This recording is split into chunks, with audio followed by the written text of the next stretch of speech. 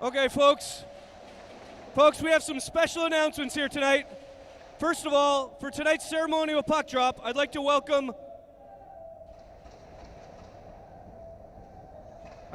Jason Hewitt from the Sheffield Steelers to take tonight's face-off. Tonight is Jason Hewitt's.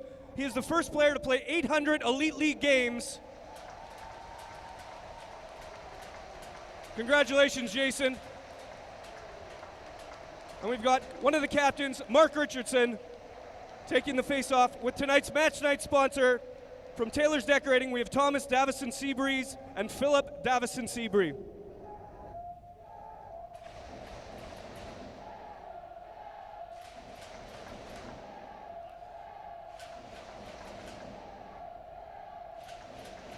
Now before, folks, I'm trying to make some announcements.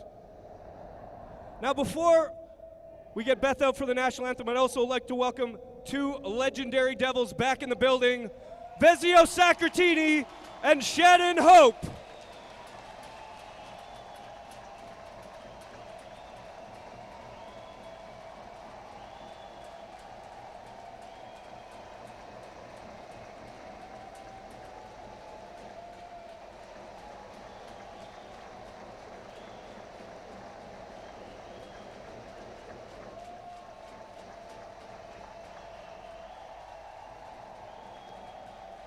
Now finally, I'd ask that you please be upstanding, remain standing, remove your caps and hats as we join Beth Millard with tonight's Welsh national anthem.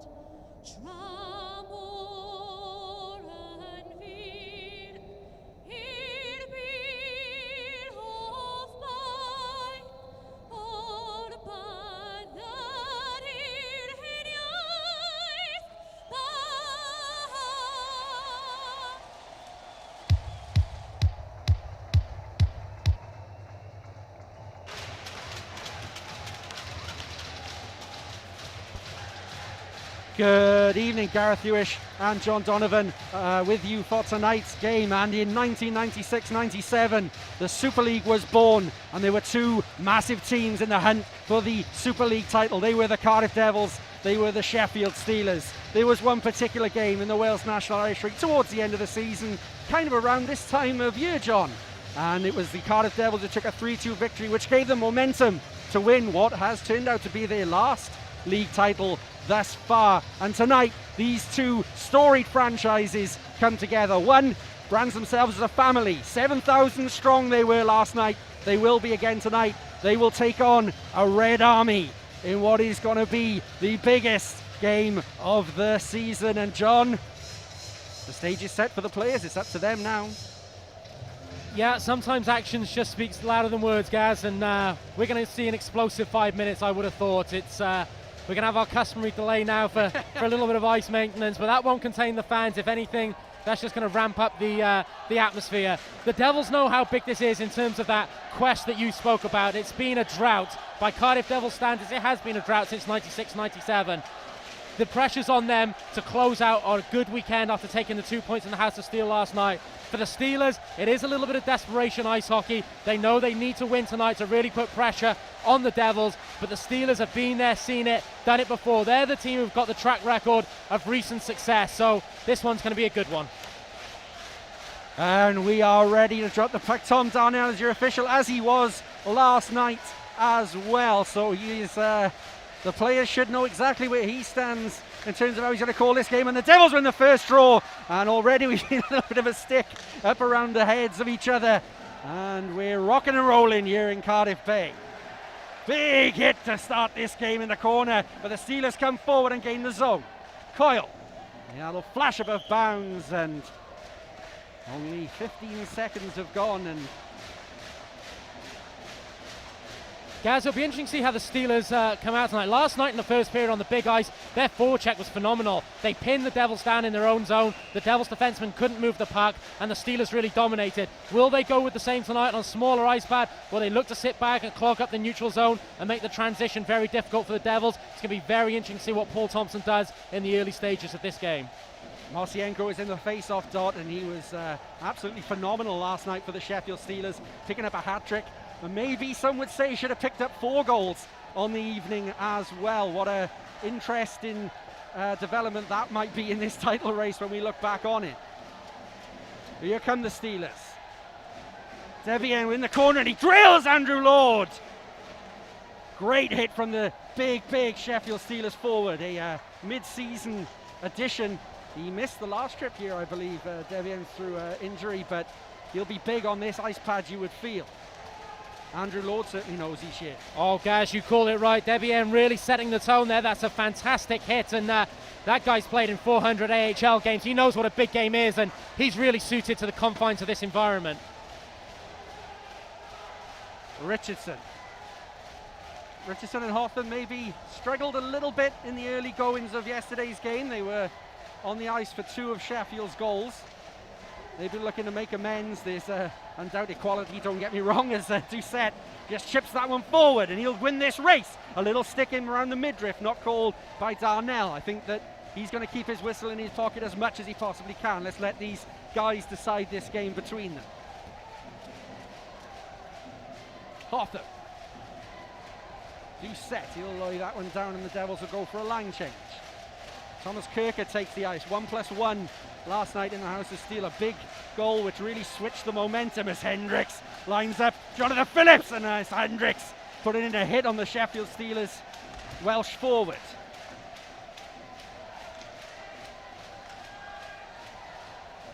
Jonathan Phillips was captain of the Steelers for many a year. He's lifted many a trophy since his move from Wales, and the Devils fans not happy with that icing call. I think the Steelers defence might have let up a little bit there. So the right interpretation of hybrid icing, I think. Just for the folks at home, Chris Culligan and Trevor Hendricks both took the warm-up tonight for the Cardiff Devils. Obviously, you see Trevor Hendricks on the ice. It's Chris Culligan who sits tonight as the healthy scratch, along with Mark Smith as a healthy scratch. Brent Walton, Tyson Marsh still returning from injury. For the Steelers, Colton Fretter and Robert Dowd, big misses for them, still out with long-term injuries. And of course, player assistant coach Daryl Hay returns to the bench in support of Paul Thompson. In behind the net, Haddad picks it up. Eddie it was who was putting pressure on him, but now here comes Russell, who got what turned out to be the game-winning goal last night, and Kirker can't keep that in the zone, but he does keep possession. Hendricks to Batch. Batcher and Fitzgerald very feisty in this fixture. Last time these teams were in Cardiff Bay. I mean, I know you enjoyed, John.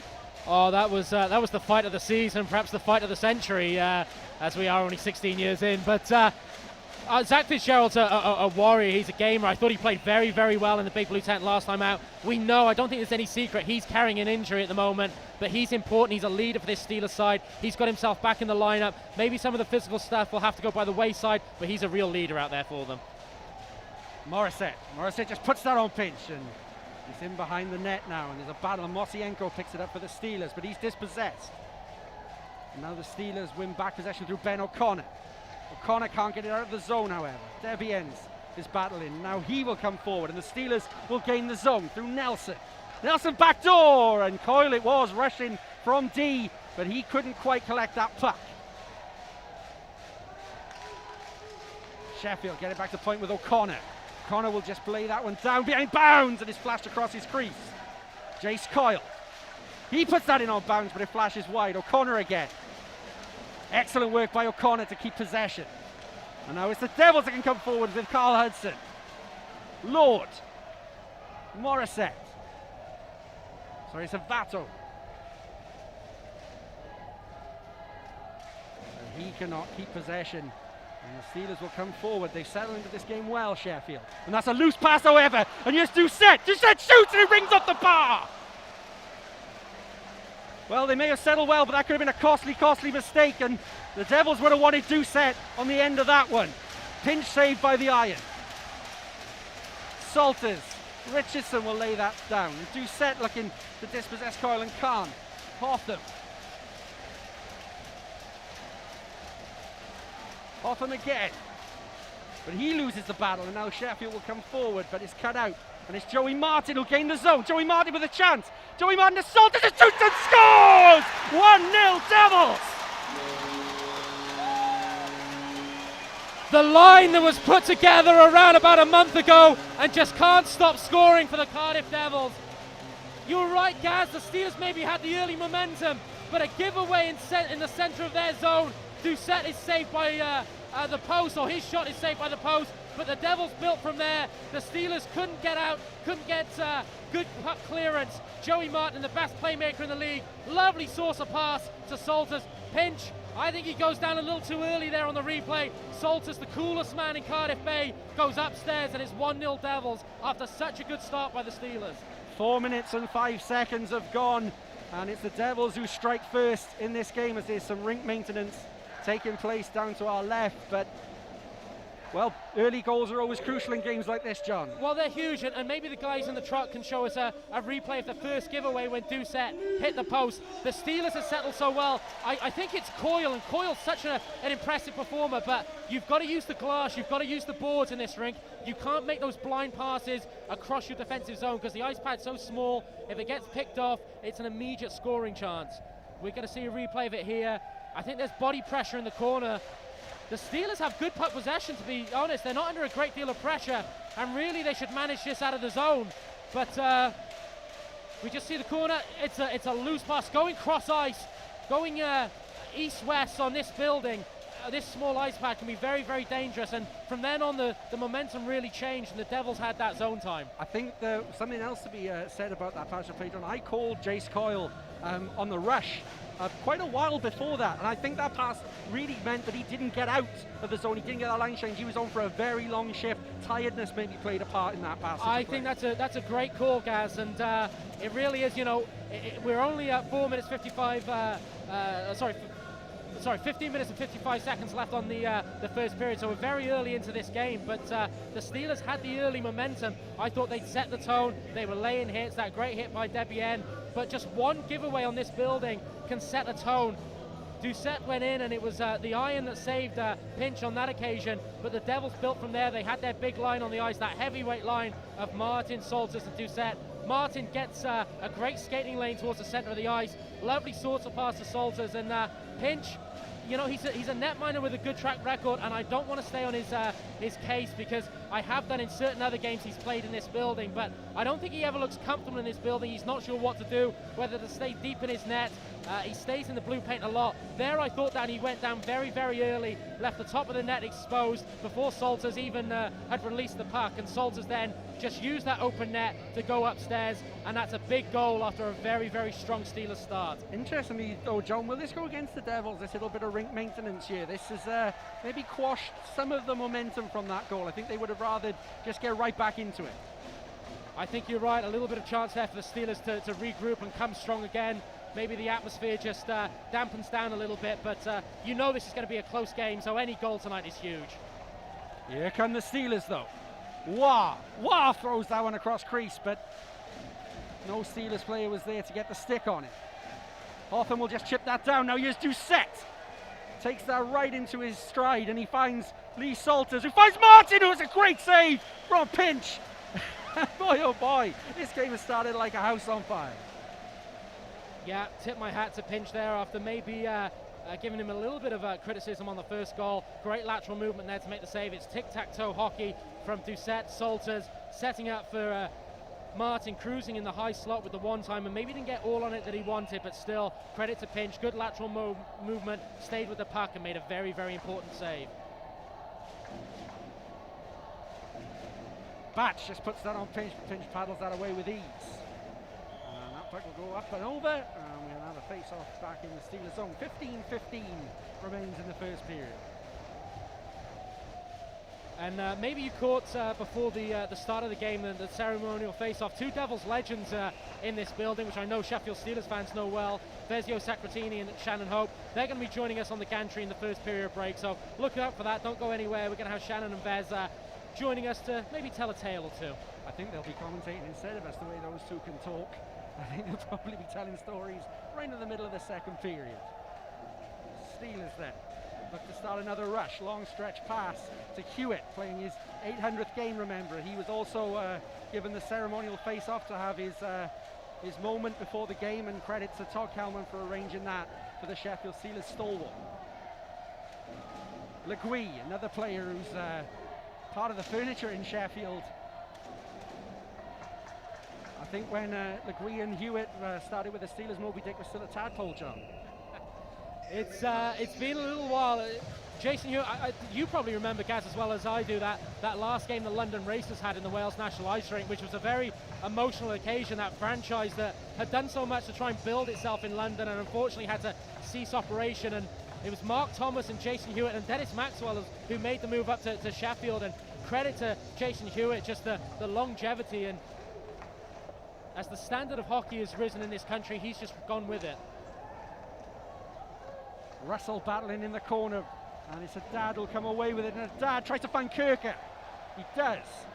Kirker raises it in on the backhand, in and around pitch. He throws the puck back into the crease, but it doesn't get there. Come off the skate of the Steelers defenseman. Now here's Haddad, and he's under pressure from O'Connor.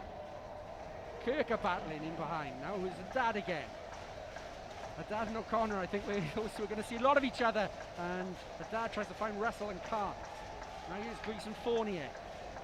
His pass is loose, and now the Steelers can come forward, but they couldn't really get hold of that puck as well as they'd want to. Morissette, his pass is loose. Devienne with a great pass to Saric at the blue line, and that was a tip from Mosienko out in front, but what eyes and hands from Devienne. Hugely impressed, and he just finishes off now with a little bit of coming together with Carl Hudson and Andrew Lords in there. And I think that's great from Debian. He started the game off with a fantastic hit on Andrew Lord. A moment ago when you called that Ryan Russell didn't get the shot away in the Steelers zone, it was actually because Debian had great body position and got a little stick check in there, poked the puck away from Russell, taking care of his defensive responsibilities. And right there, a lovely blind pass, but great peripheral vision, knowing what was on. Great blind pass back to Saric on the point, generated a scoring chance. Really strong start by the Steelers, number 41. And he's on a line with Mosienko. That must be fun to play against.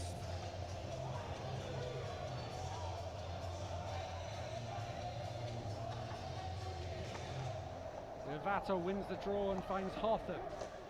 Hotham around to Richardson. Richardson with a quick outlet pass, and the Devils can't get hold of it.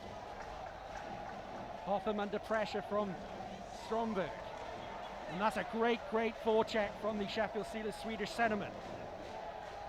Stromberg and Hotham in the battle now.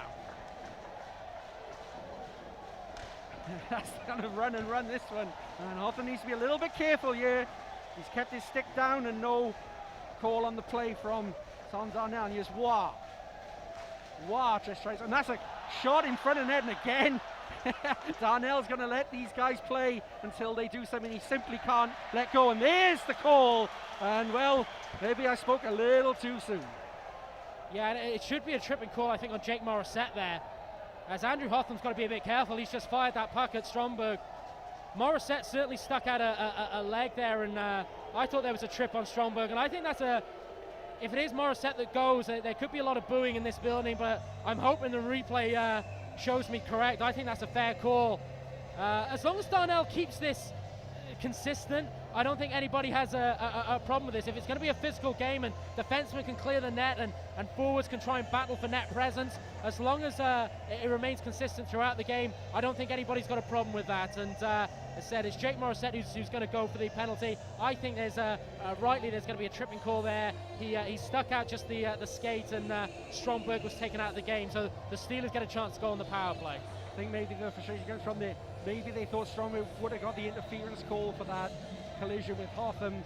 Not for me, but I think that's where they're really from this Cardiff Bay crowd. But it's the Steelers on the power play, and the Devils clear. So it's 12:55 left in the period, 1:55 on the power play. Gaz, just to finish on that point though, that whole play started and you made the right call. Hawthorne was maybe just a little bit relaxed going back in his own zone, and the forecheck from Stromberg set all that possession or pressure up for the Steelers. So Stromberg, the veteran, he's really shown a jump in his game. And interesting on 5-on-5 hockey, Stromberg and Vestberg are going out with War. That's two playmakers with, along with Guy Doucette, probably the best goal scorer in the league in War. Look for that line to create a lot of offensive opportunities.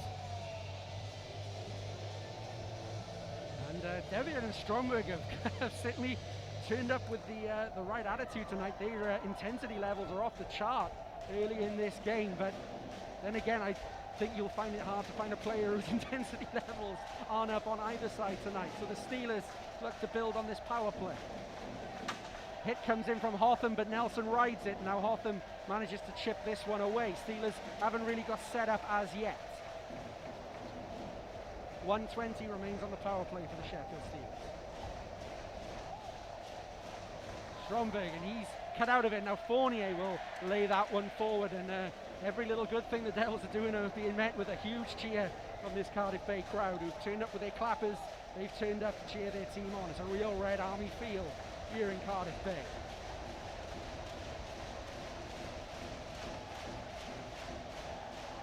In and around for Vestberg. Devils can't clear it. It's O'Connor. Shot comes in. I think that's saved by Bounds in the end, and the Devils will clear. 40 seconds remain on the power play for the Steelers, and they'll come forward again.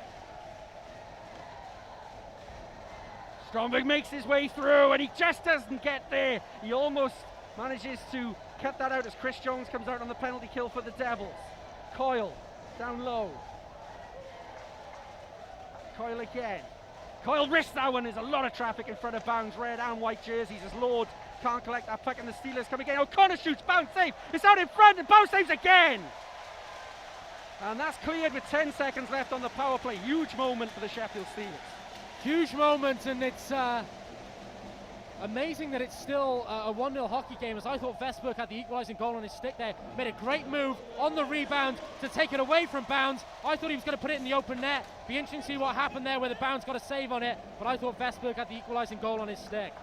Hawthorne with a little loose pass there, doesn't get the Devils going, and both teams will change and they're back to full strength. As you can see, 10:45 remains in this period. Richardson with a long pass forward for Doucette, who's looked very lively in this game. Puts it on Pinch, and Pinch deals with that. Martin with a lovely move. Martin with a shot. It's blocked. And it doesn't get to Pinch on that occasion, but that was a lovely fake off the boards. Martin took two Sheffield defensemen out of the game with that little piece of genius play. And now here's Doucette running in. Nelson it is who gets there first. And now the Steelers come forward with Phillips. Breathless action here in Cardiff. It's a 3-on-2 for the Steelers. Shoot, Bounce saves. That was a big moment for the Sheffield Steelers. It sort of appeared from nowhere, the three white jerseys, but the Devils were caught out. Phillips again. Started brightly.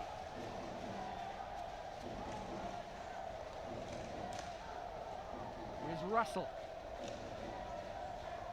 The Steelers again with a good forecheck. Managed to get possession, but that's a loose pass. 9:40 remains in the first. Much like the first period last night in Sheffield, the Steelers giving Devils a lot of trouble getting out of their own zone, and they're feeding off scraps at the moment, and if the Devils aren't careful, they're going to find this lead wiped out. The Steelers forecheck at the moment, very aggressive, very effective. Kirker, but he can't keep hold of it. The Steelers are winning those 50-50 battles so far. Fitzgerald, he's with a quick long stretch pass. Hudson with a hit, and Nelson rides it.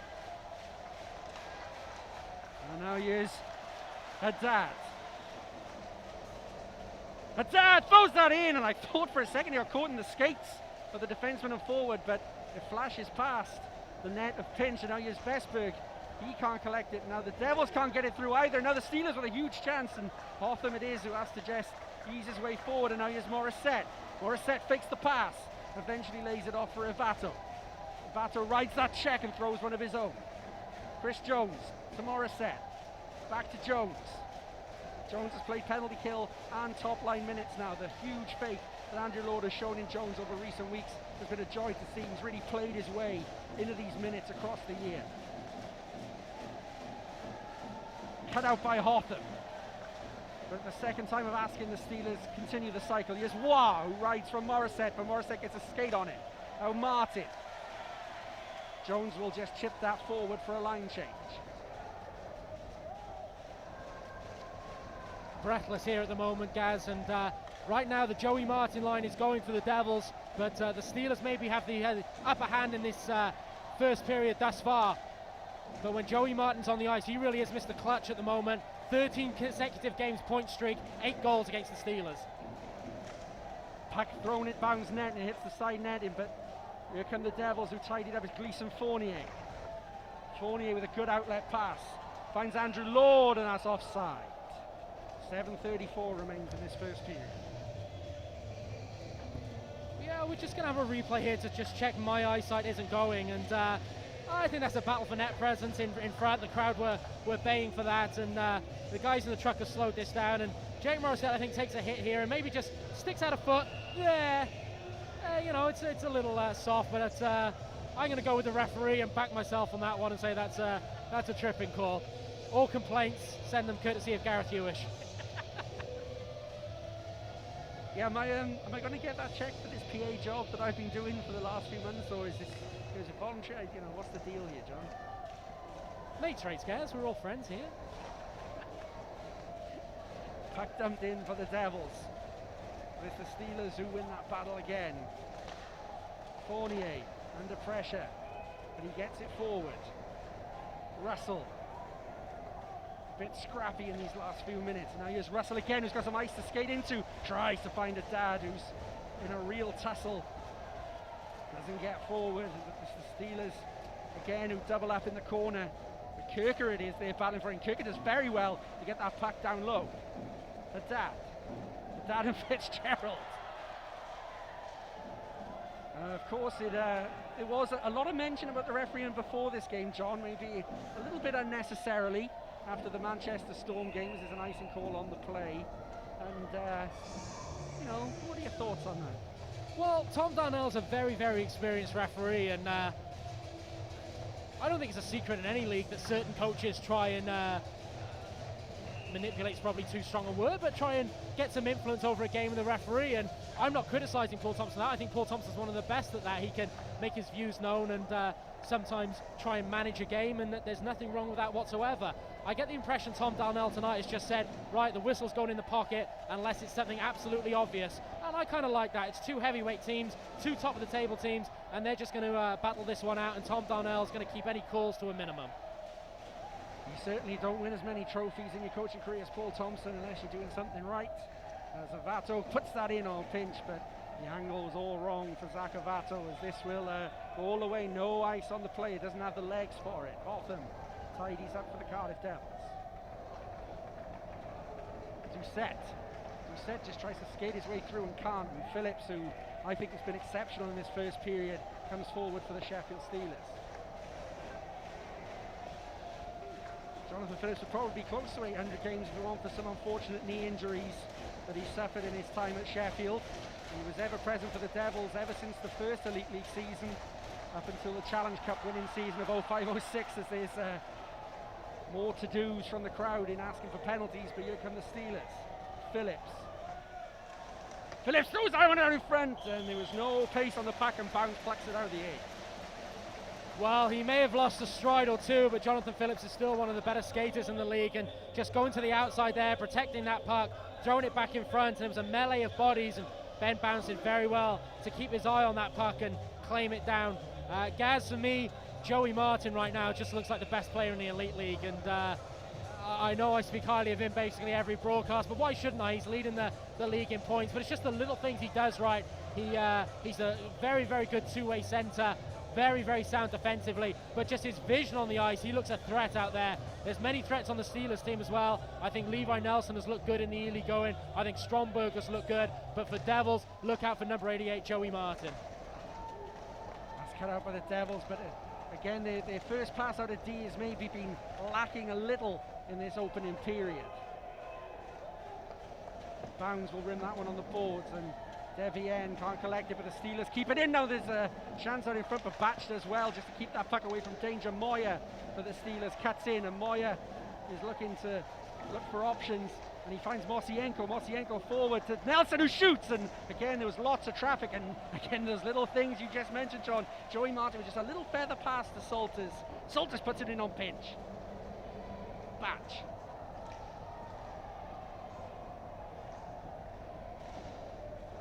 And Batch does incredibly well just to get that puck forward, and Doucette turns. He's looking for options now. Russell, that's a shot comes in from Fournier. Shot comes in from Hudson. They're still out in front on the backhand turn. And Doucette with what would have been one of the best goals we've ever seen in this building. And that takes some beating. Kirker. That's Doucette trying the patented Chris Culligan move. That's a weak pass out of D, and now Fournier. Fournier with a little dingle-dangle play, and now here's Haddad finds Fournier, who shoots, and that's a great save from Pinch. Fournier didn't get enough elevation on it, and the Sheffield goalie makes the save. Well, the Devils, the two additions to their roster, have really given the team a jump at an important stage of the season. Ryan Russell, ex-NHLer, does all those little things right, but Fournier, is there a better skating defenseman in the league? Well, there's a lot of good ones on display tonight from both teams. There, he jumps into the play with Haddad, the little give and go, and credit to Pinch again. He's going down, but keeps that glove hand up and makes a very, very important save at this stage of the game. But Gleason Fournier, a very welcome addition to the Cardiff Devils roster. Steelers win the draw. Fitzgerald plays that puck around, and the Steelers do get it out of the zone. Wow. Richardson up against Vesberg, and Hoffman just around, and the Devils don't get it out of the zone. This is right out in front, and a backhand drive by Vesberg, who really didn't know where the puck was. If he had it done, he'd have had a one-on-one against Ben Bounds.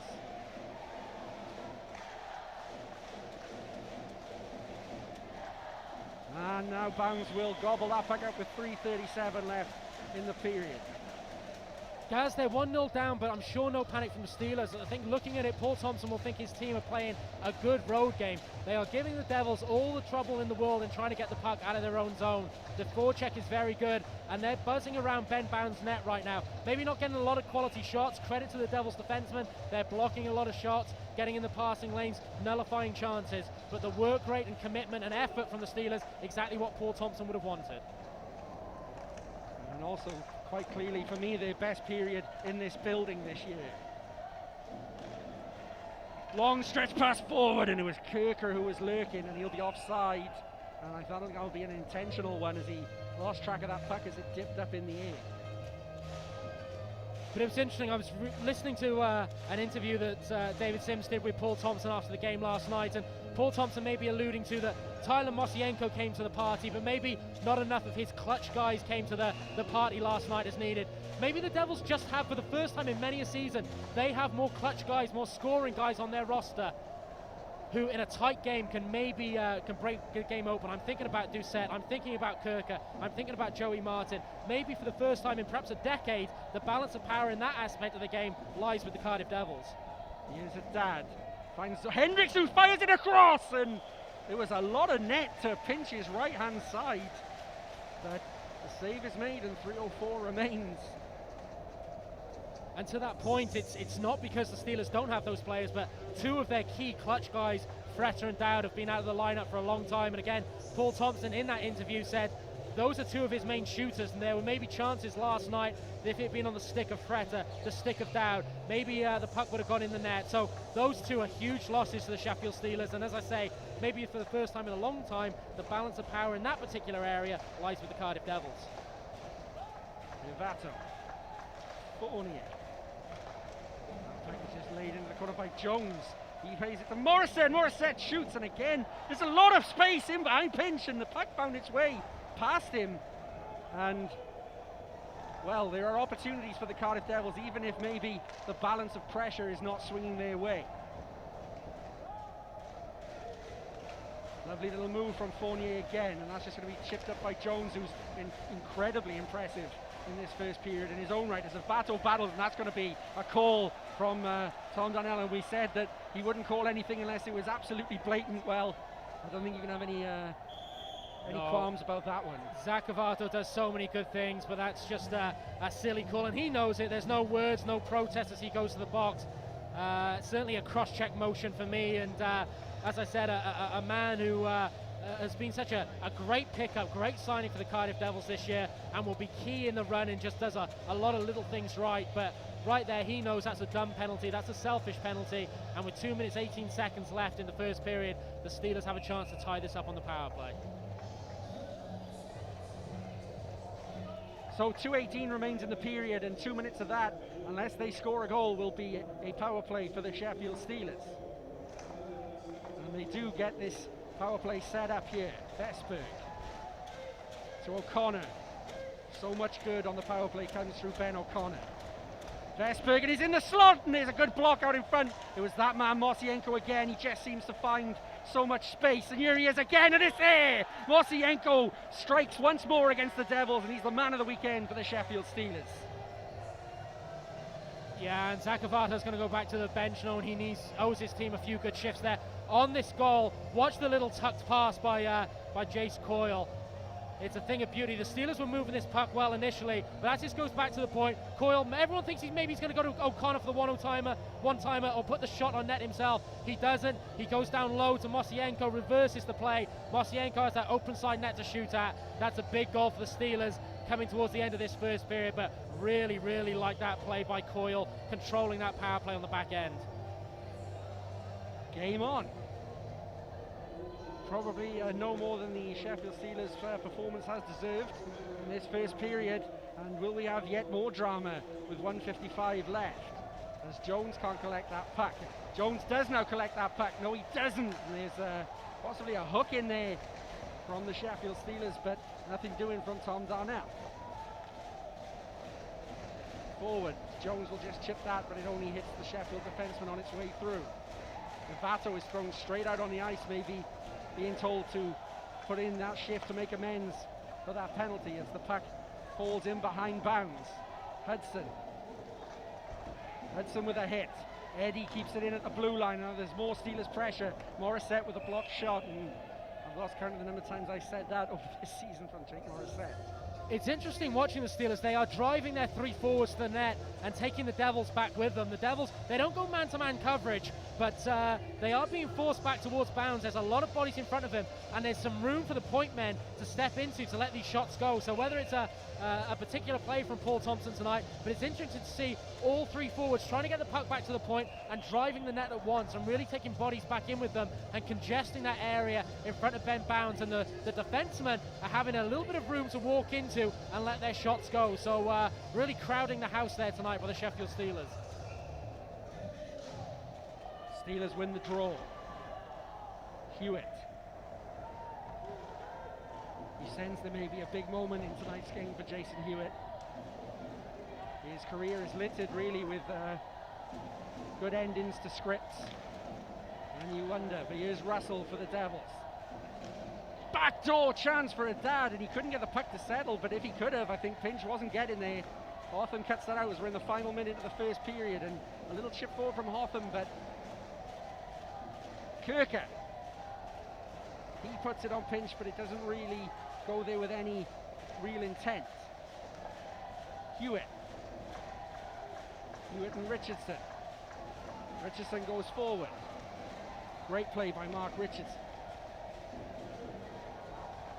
Shot comes in on Bounds, and he'll cover that up, and Sheffield will get a face-off in the Devil's zone with 23 seconds remaining. Guys, I said in the build-up to the game just whether the Steelers, sometimes you look for little mental edges perhaps, and just whether the Steelers had more of a need tonight, the desperation hockey that they had to play to really try and take that game back that they lost in the House of Steel last night. And that's just the feeling I get from this first period.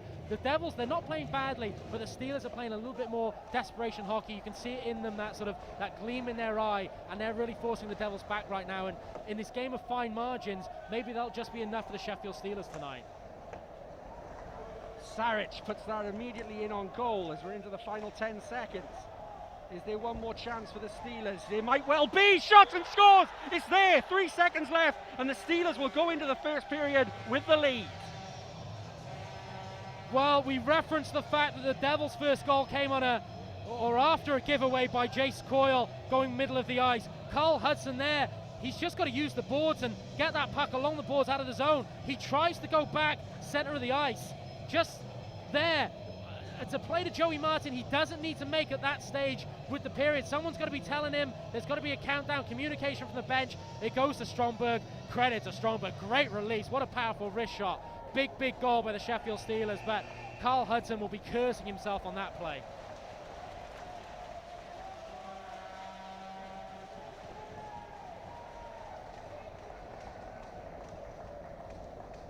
My oh my. This is an Elite League game of the highest order. As we're having a few little conversations out in front of Vato. I don't know, I hope he's not trying to stick up for himself on that cross-check goal.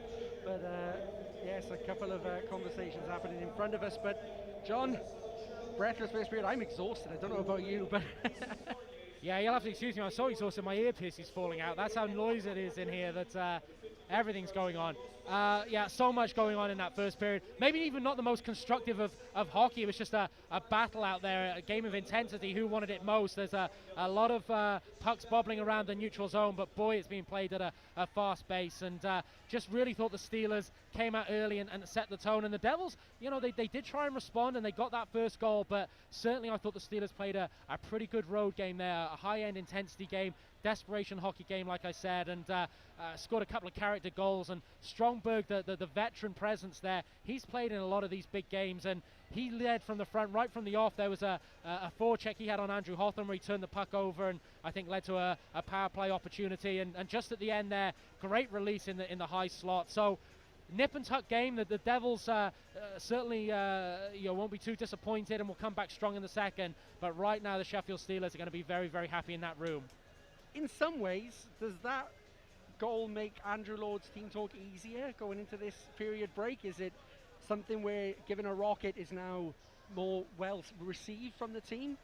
I think he can be more motivational, put it that way in there. I saw Andrew Lord this week, and I said to him, because we interview Andrew Lord after every game, and I said, boy, I hope you don't lose on Sunday, because you're terrible to interview after you've lost a big game. And he said, I know, I'm not planning on coming over to talk to you having lost. I don't want to be in a bad mood. Well, he might be in a bad mood right now. So Andrew Lord, I'm sure, is having constructive words with the Cardiff Devils. By no means a bad period, but certainly I think intensity and jump was greater from the Steelers, and maybe he's just going to want that extra 5% from his team. So expect to see that from the start of the second period. Particularly expect to see it come from Andrew Lord, because so often he's the man who leads from the front. Was it a case of just too many 50-50 battles went the wrong way in terms of from a Devils perspective? Sheffield seemed to get that bite in every board battle, every battle in behind bounds. That was, for me, the key of that period. I think you might be right. It is a game of fine margins. I think it's not... you can't really break down that game and say one team has done this particularly well, or one system is particularly outworking another system. You can do that sometimes, but tonight I just think it's good old-fashioned grit, intensity and work rate, and I think the Steelers just had that little bit more jump, and as you rightly called, perhaps won those 50-50 puck battles, turning them into 60-40s, and the Devils did get that lead, and I'm sure they'll respond in the second, but for me, yeah, that's advantage Sheffield Steelers. I thought that first period was a very, very strong showing from them. Well, what we're going to do now is we're going to attempt to find Vezio Sagatini. I can just see him just down below on my He's at the bar, he's at the bar. He's being mobbed on his way here. So, but we've got him an exclusive interview. We're going to cut to a quick ad break, but Vezio Sagatini will be here with John Donovan in about 30 seconds' time. At NetSupport UK, we think, react and deliver differently to other IT companies. We take a blank paper approach to every challenge and always start by listening, finding out what you're trying to do, how you want to do it, and where you want to get to. We know that there's no off-the-shelf solution that fits all. Once we have all the pieces in the right places, know all the ins and outs, understand your business, we'll advise solutions that support your plans. We don't believe in static, stiff networks, choking progress, but liberating cloud solutions that flex and evolve with your business and your strategy. You need your IT ready to grow with you and to move at your pace. Strong and resilient and packed full of choice. With support designed around your business. Ready to react when the heat is on. Robust solutions that protect you because your safety is paramount to us. The safety of your networks, your information and your people right through your business, inside and out. We pride ourselves on our in-house expertise and the relationship we have with the industry. We've got the brains to make it successful and the partner solutions to make it sexy. We value relationships and love being on the journey with you, with a personal approach to solving problems and a team proud of their reputation and the work they do. Always learning, always evolving. Advise, build, support and protect. From NetSupport UK.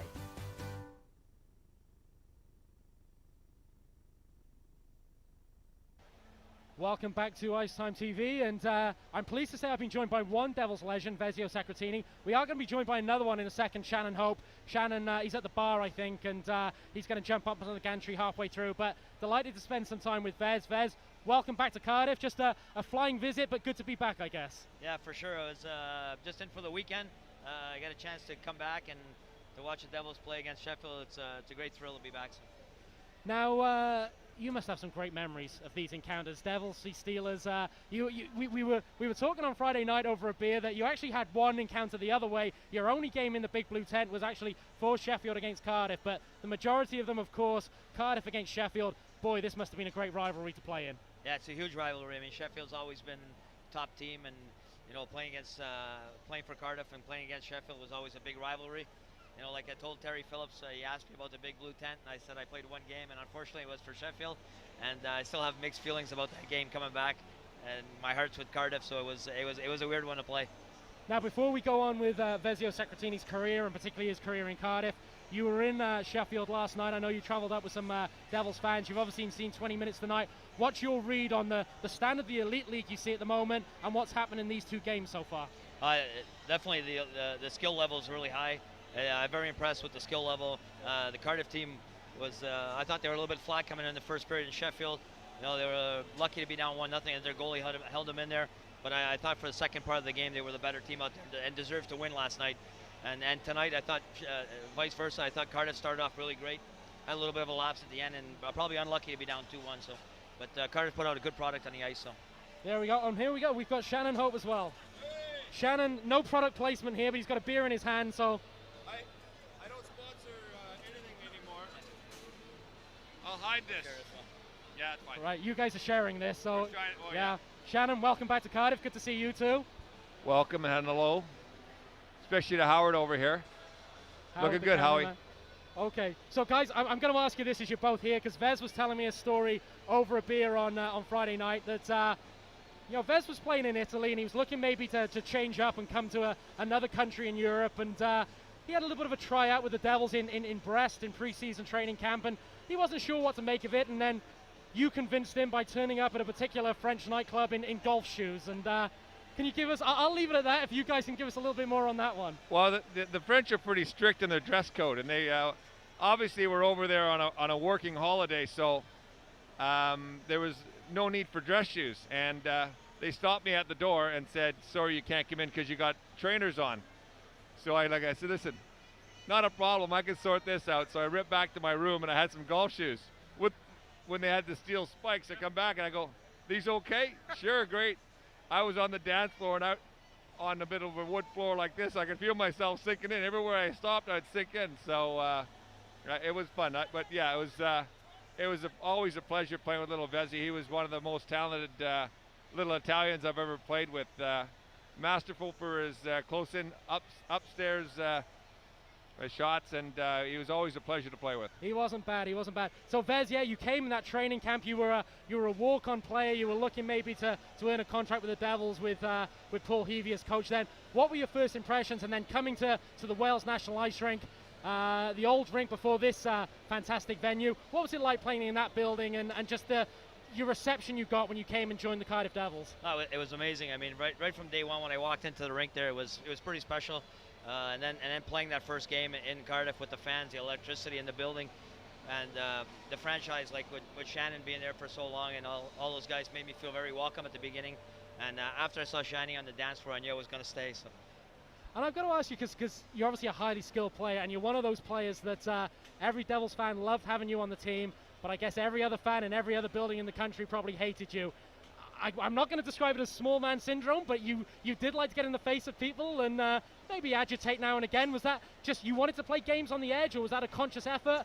You know, you're a lovely guy off the ice, but boy, you were pretty mean on the ice, weren't you? I think any hockey player, to play at a certain level, I think you have to play with a little bit of an edge.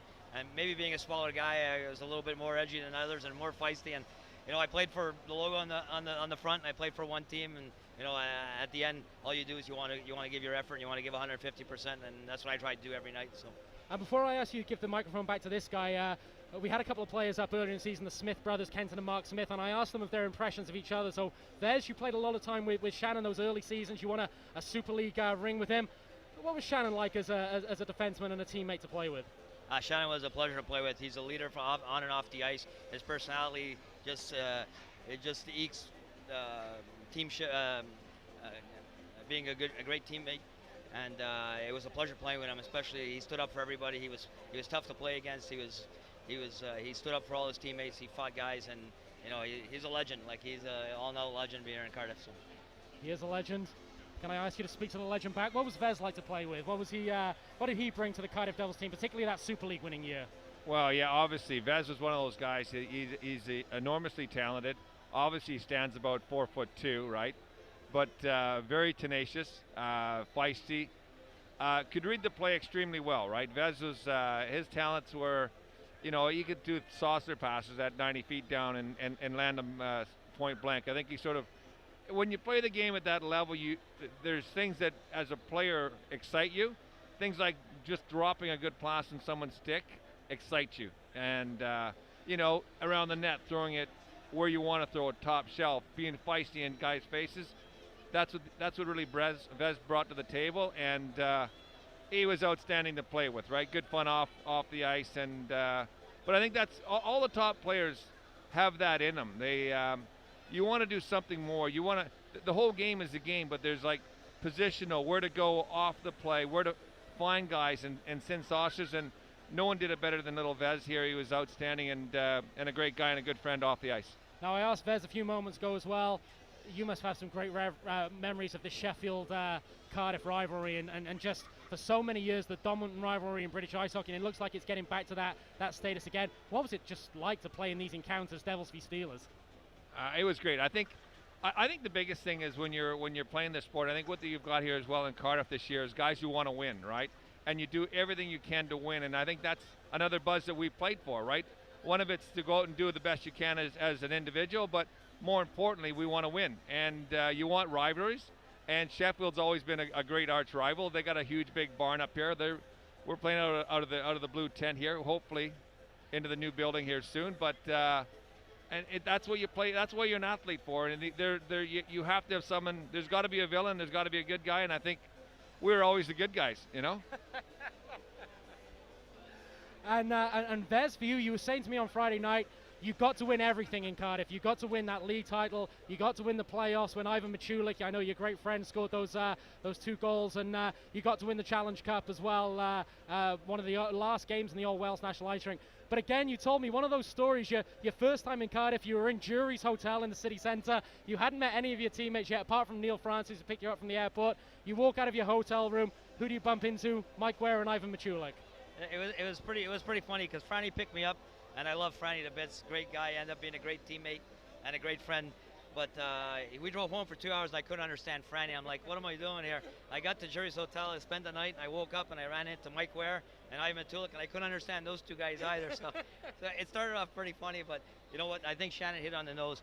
Good teams, you know, like Cardiff, good people come back, and people want to come back to the same city, and that's how you build your core.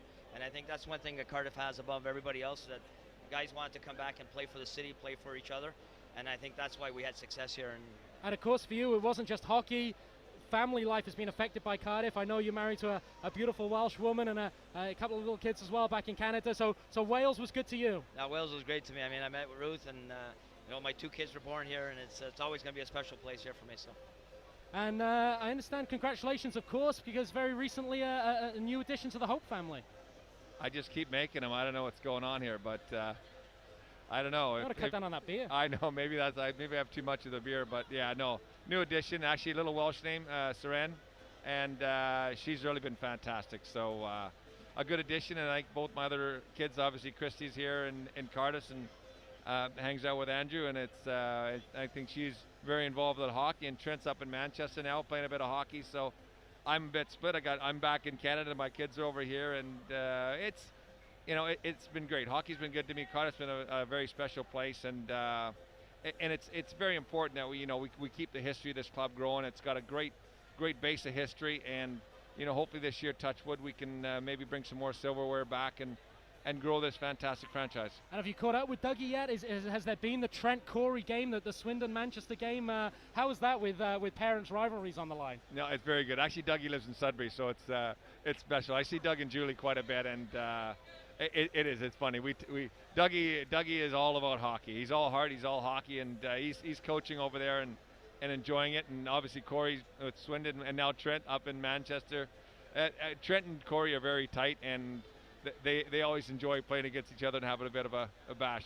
Guys, the players are coming back out. I've got so many questions. If either of you are around in the second period break, I'd love to do a part 2 with you, but I'm questioning you might be crushed at the bar. But if either of you, both of you can come back, we'd love to get you back up here. I've got so many more questions that I'd like to have. But for the meantime, we'll let you get back to your seats and enjoy the second period. Yeah. And I'll be back with Gareth in a minute to call second period action right here live on Ice Time TV. But for the meantime, there's Shannon. Thank you very much. Thanks, JD. Thank you. Thanks. Welcome to A to Z Computing.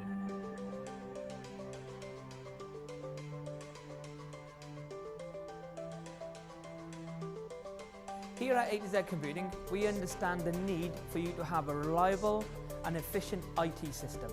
We offer everything from support to security and data protection. With the power of Eagle Eye, we can monitor your systems 24/7. It allows our engineers to fix any issues that occur before it's too late. Being part of Intel's Gold Partner platform allows us to produce technology which doesn't actually exist for anyone else to use. That's from PCs to laptops to servers. We can supply the full infrastructure. A to Z Computing also offer hosted solutions from virtual desktops to encrypted and secure emails. For further information, please contact us on 01633 676 543 or visit our website.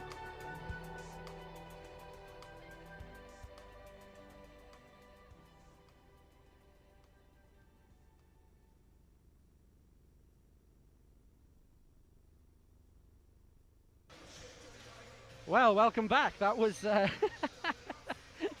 was an experience, as it usually is, John. Those two men are fun to be around.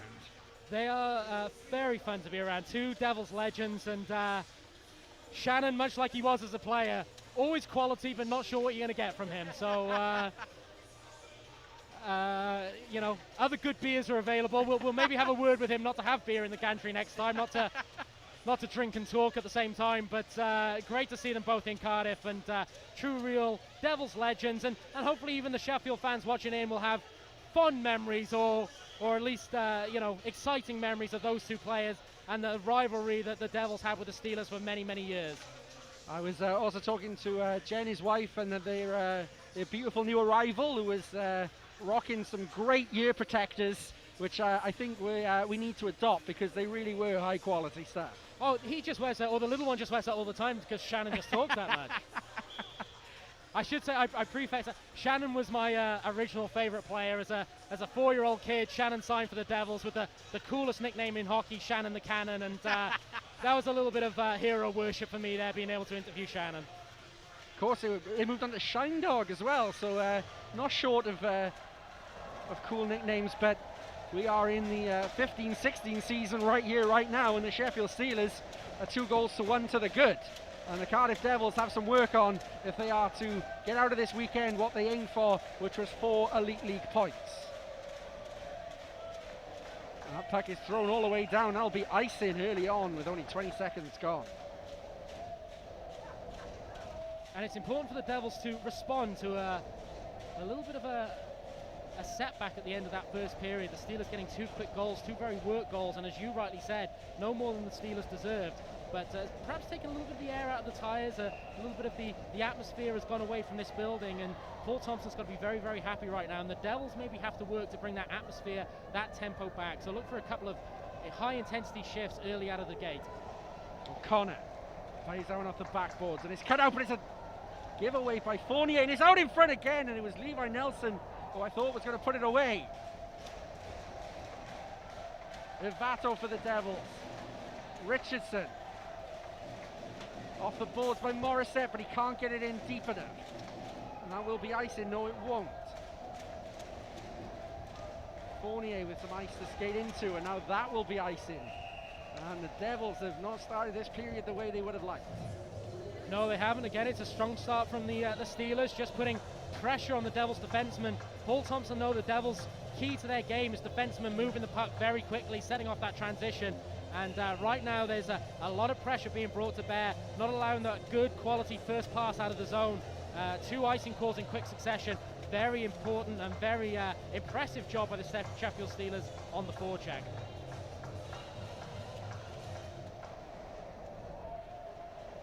Saric lays this down, and the Steelers put that on Bounds, and Bounds saves.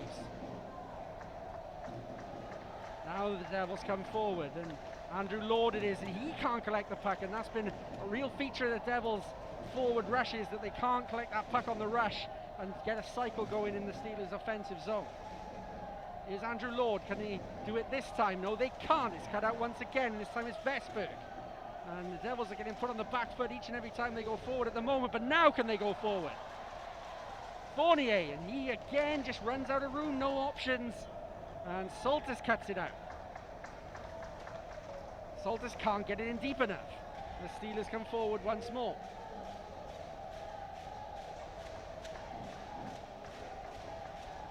Saric. Hoffman.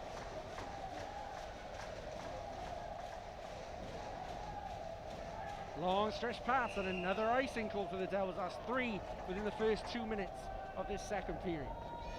Yeah, the Devils look a little shell-shocked right now, and no doubt they'll regroup, but it's not the start to the period that they wanted. And again, any momentum, any spark from this crowd has dissipated, and the Steelers have just got to be happy with that right now. It's a very controlled road game. Body pressure all over the ice, but no silly penalties. Very impressive so far from Paul Thompson's outfit. Little dipsy doodle move, and now here's Joey Martin, who gains the zone onto his forehand backhand, and he's muscled out of it, but the Devils do have possession now in the offensive zone, but it's gone away of the Steelers again. Here's Jonathan Phillips. And Joey Martin maybe looking a little bit, or skating off a little bit gingerly after that.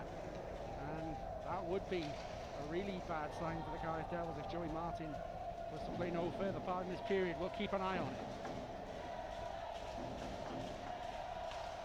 Yeah, maybe the guys in the truck can show us a replay of that in the next break, please, guys. Here's Kirker.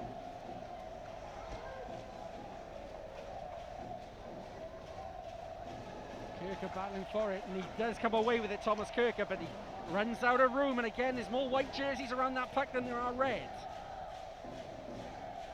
Saltis. Hendricks. Hendricks off the boards, but it only goes as far as O'Connor, who finds Debian.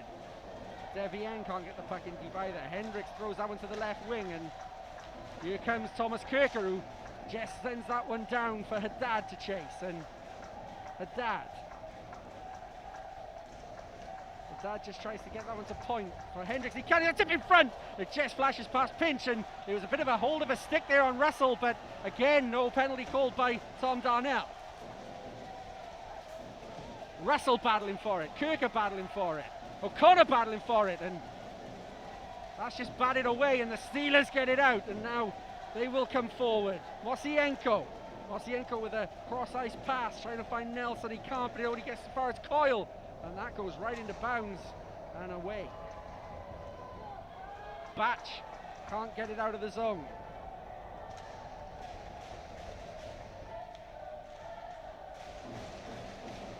Batch still in a battle in behind there against Debian. And it's a strong forecheck from the Sheffield Steelers once more.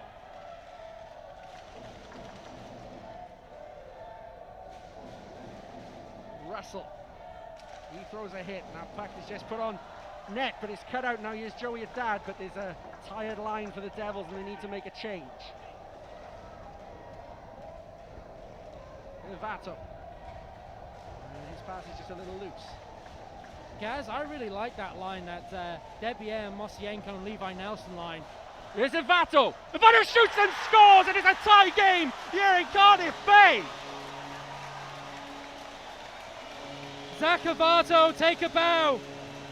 You may have had a silly penalty in the first period that cost the Devils a goal. You have just redeemed yourself, but look at the stretch pass that finds him, that picks him out, takes it in stride, and what a release. We know he's got a great wrist shot, and he just finds the bottom corner.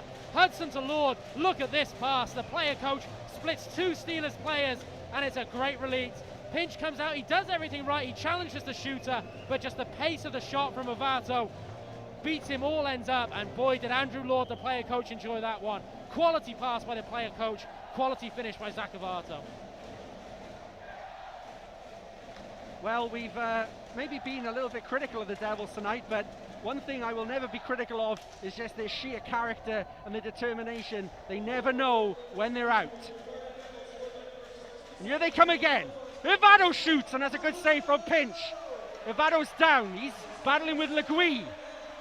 Two spark plugs in the corner. And now the Steelers come forward, and this game's ignited once again. Oh, and that slipped under bounds, and wow. If that had been a bit closer to his post, I think I would have been commentating on one of the most bizarre incidents I've seen in this building. Fournier under pressure, but Fournier does well, but he's muscled out of it. Shot comes in, and that's a good save by Bounds, but the Devils are almost their own worst enemy again. Now there's going to be a call in the corner. There's a face-off asked for. I don't quite know what's happened. Sorry, John, I'm a bit out of sorts. I think the puck is just frozen in our blind spot there. Gaz, great effort from you, keeping up with the play. Gleason Fournier giving everybody on his bench heart attacks there, trying to carry the puck past three Sheffield players as the last man. He gets robbed, and Luke Ferreira makes a good shot on net, and it's a great save by Ben Bounds. But look at this pass again, those splitting those two players. Maybe the gap control by Sarich isn't great there. He needs to angle his body earlier and cut around that skating lane. But Avato, just what a release. The pace of the shot beats Pinch, all ends up. Salters. Martin is back on the ice. He's showing no ill effects from that earlier collision. And now he's pinned up against the boards. And Hotham will tidy up for the Devils. Here's Doucette. And that's going to be called offside, and that was very close. We're right in line with that, John. Before Zach Avato rudely interrupted me, I was just saying that this line that we see on the ice now, Debier, Mosienko and Levi Nelson, really like that line for the Steelers. Three guys who bring a little bit of size. With Mosienko, you've got a fantastic skater, one of the best in the league. They've all got quality. Levi Nelson is a good playmaker, dishes the puck, but most importantly, all three of them play with a little bit of a nasty streak. It's a very, very horrible, nasty line to play against. As Nelson gets a hit in the corner from Trevor Hendricks. And that's the real first hit in anger from Hendricks, who sat out last night. Seems to be a Callaghan-Hendricks rotation taking shape for away games and home games. As usual, Andrew Lord playing cards very close to his chest, has not revealed the thinking behind that. Things just happen, and we agree with him. I still think he likes talking to us. He'll tell anybody else. Who can blame him? Sheffield with the battle won in the corner, but it's Josh Batch who just eases that puck in and around, looking for Hendricks, who throws another hit in the corner. And Hendricks is looking lively at the start of this second period, and now he takes that puck and with a bit of a stretch pass forward, showing that he's not just the broad brute strength that we see on a weekly basis here in Cardiff Bay. Wah will set that one forward, but it's cut out, and now Haddad The dad will lay that one forward for Kirker. Kirker turns on a sixpence and turns around. That's a hit that's in the corner, and again the Cardiff Bay crowd wanted some, and I think Kirker was maybe falling anyway without any contact. Yeah, Kirker had lost his edge. I think there was just a little bit of body pressure push in the back. That's going to look worse than it actually is, because Kirker was already going down having lost his edge. But you feel that the crowd are trying to get the Devils one at the moment. Steelers come forward, and there's a chance. It's a wraparound attempt, and that's a huge sprawling dive. I think it was Carl Hudson who well. This game means a lot to every single player on this ice pad at the moment. Huge commitment, and now the Devils will come forward. Jones. Fournier with a shot, and it's blocked out in front.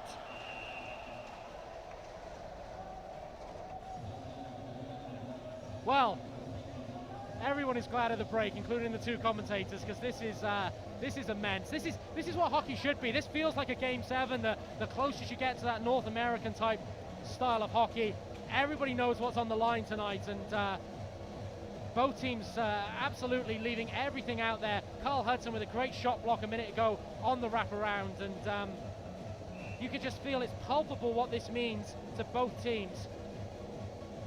And Tom Darnell, just on that point, I was saying, Paul Thompson, I think, very good at managing referees, sometimes getting penalties for his team, and I've got no problem with that at all. You take every advantage. Right now, the Devils crowd are getting on Tom Darnell a lot. You just wonder whether, although Tom Darnell's a very strong official, the next call might be a call against the Steelers. Fitzgerald turns well.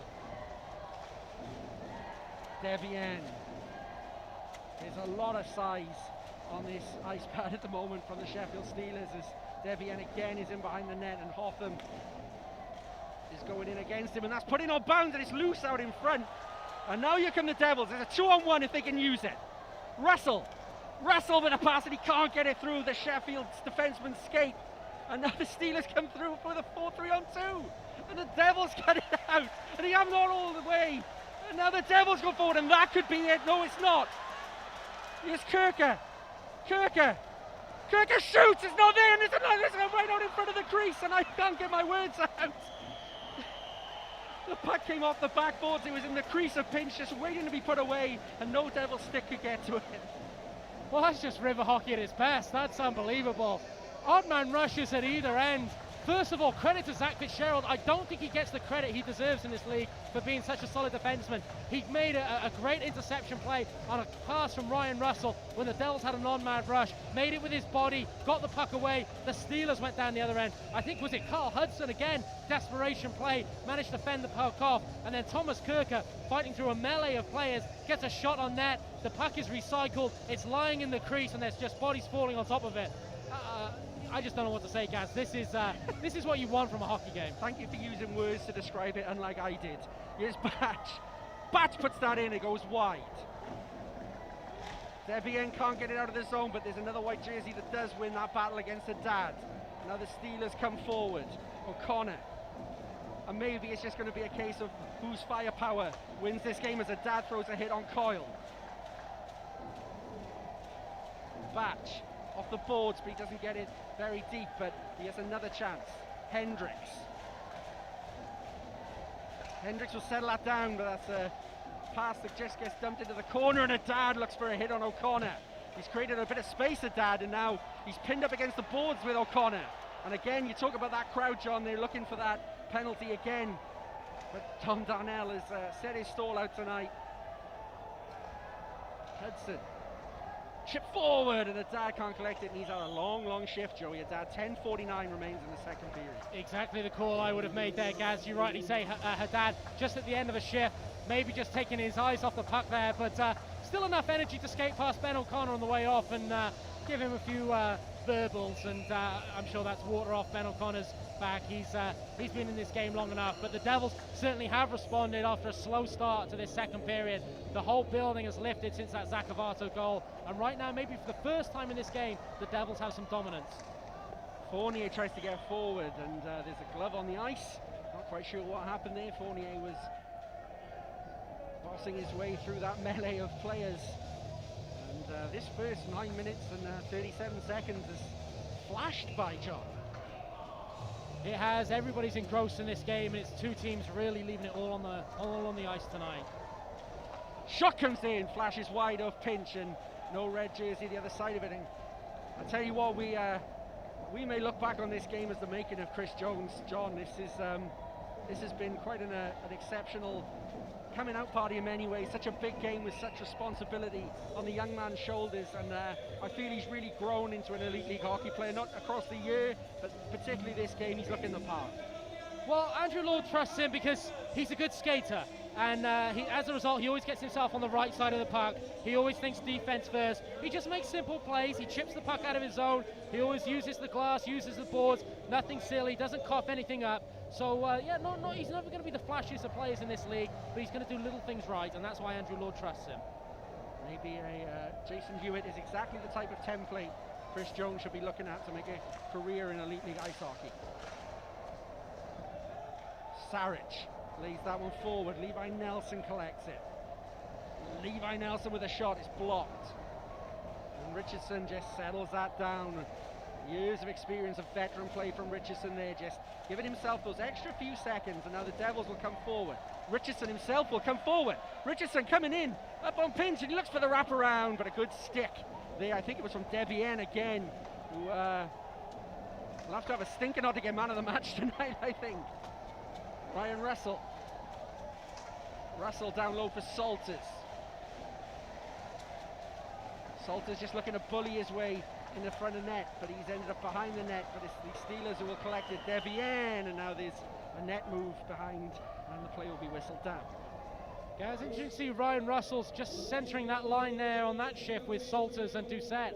Obviously, that's normally the Joey Martin line. Have we seen Joey Martin return to the ice? He did have one shift. We'll keep an eye out on that. Maybe just a little bit of line juggling, maybe an equipment issue. But right there, that was Ryan Russell centering the normal Joey Martin line with Lee Salters and Guy Doucette.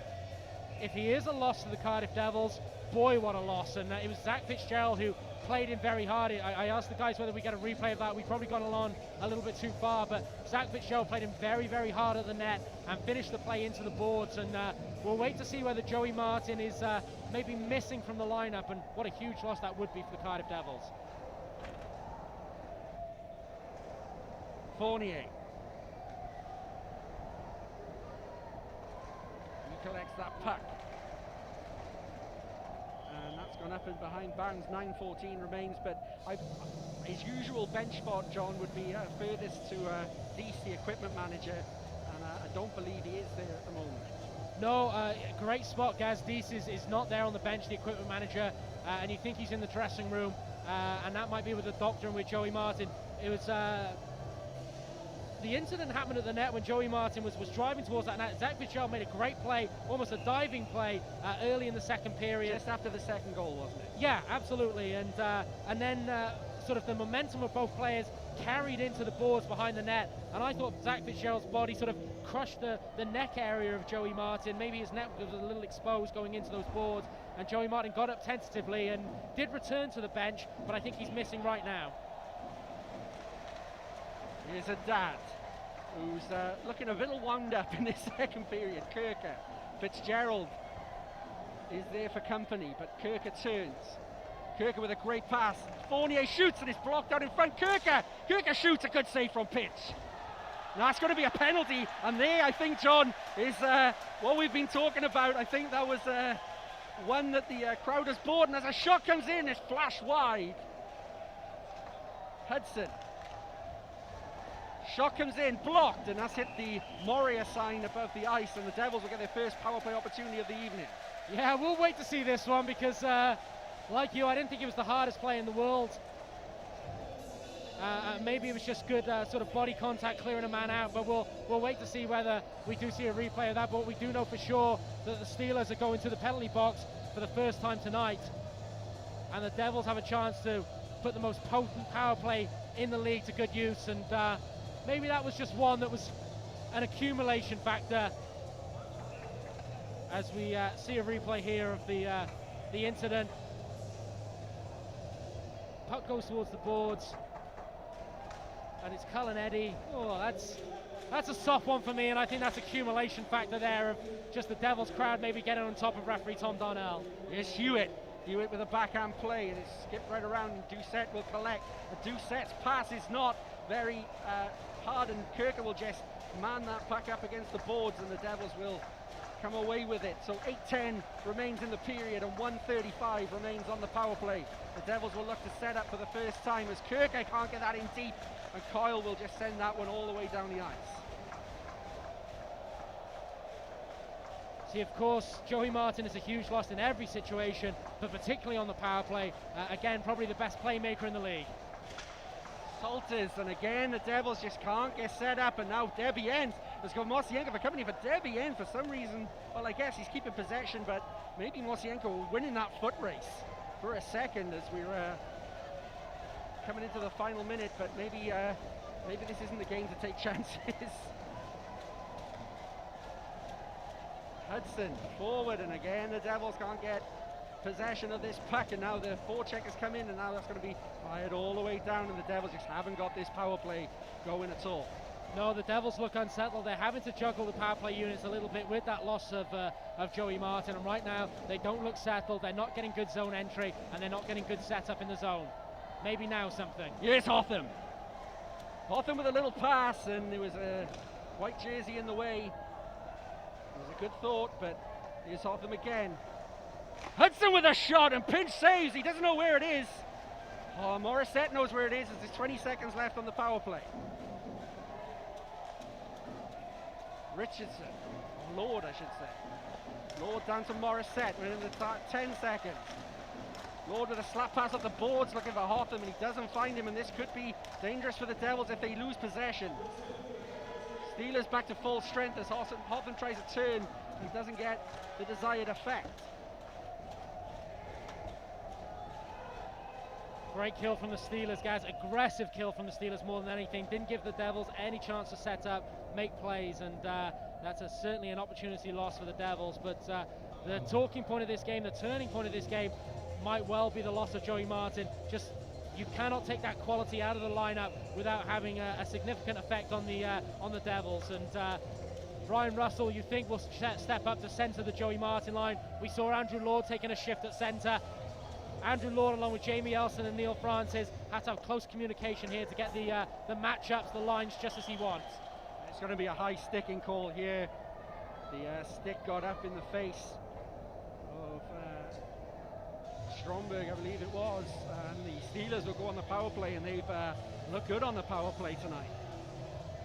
They have. The Steelers power play has been perhaps their one down point this season, or low point. A team of that quality with so many setup guys ranked quite low down the standings in terms of the league, but they do get better away from home. Now this ice is something different again because they're small zones, not a lot of room to make plays, but whilst the Steelers power play hasn't been as stellar as it has been in previous seasons, on the road it does get better, and with people like Mosienko, Coyle, O'Connor, well, we've already seen they can score some goals.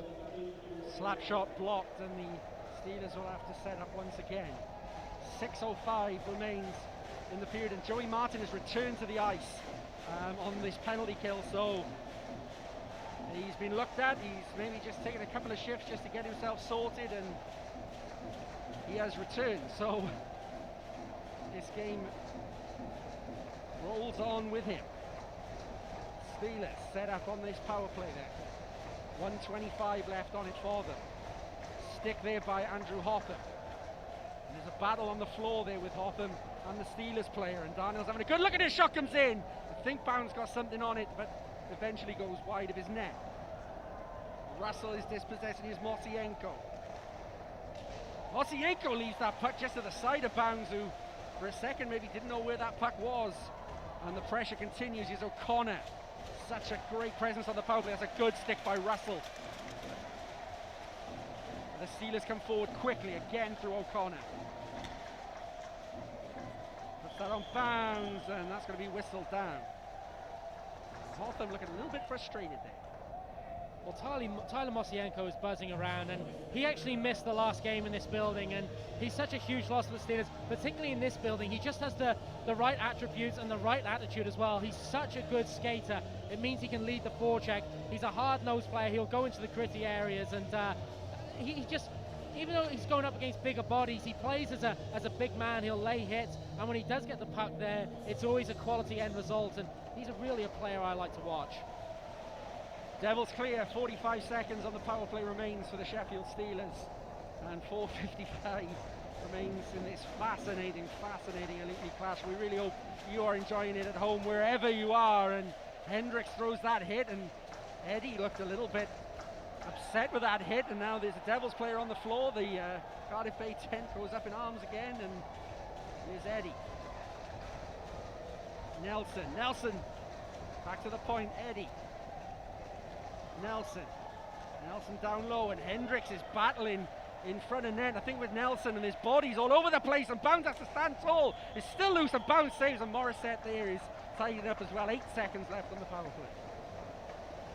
Well, Gaz, I had the good fortune to call a game with Seth Bennett very early in the season, and I didn't know all the players on the Steelers roster. I said, Seth, who should I look out for? And he said, look at Levi Nelson. He's a big body guy, but when he plays down low, he dishes the puck so well. And there on the power play, we saw that Nelson is such a key guy. He goes into the positions, maybe just past the dots, right by the hash marks. His head's on a swivel. He's always looking. And with Debian driving the net, that's a real big body presence that the Devils have got to move away from Ben Bounds' goal. And again, I say that Nelson and Debian look like a really good combination to me. Steelers at the blue line. They need to keep this puck in, but the Devils are returning to full strength. And now the Devils can get it out, and they bounce it off the boards, but it's kept in at the blue line. And now the Steelers have a chance here, another scoring chance. And here's Nelson. Puck's fired in, and that's way over Bounds' net. But here's Sarich with a lovely play. Strowman with a shot, and that's just flashed wide.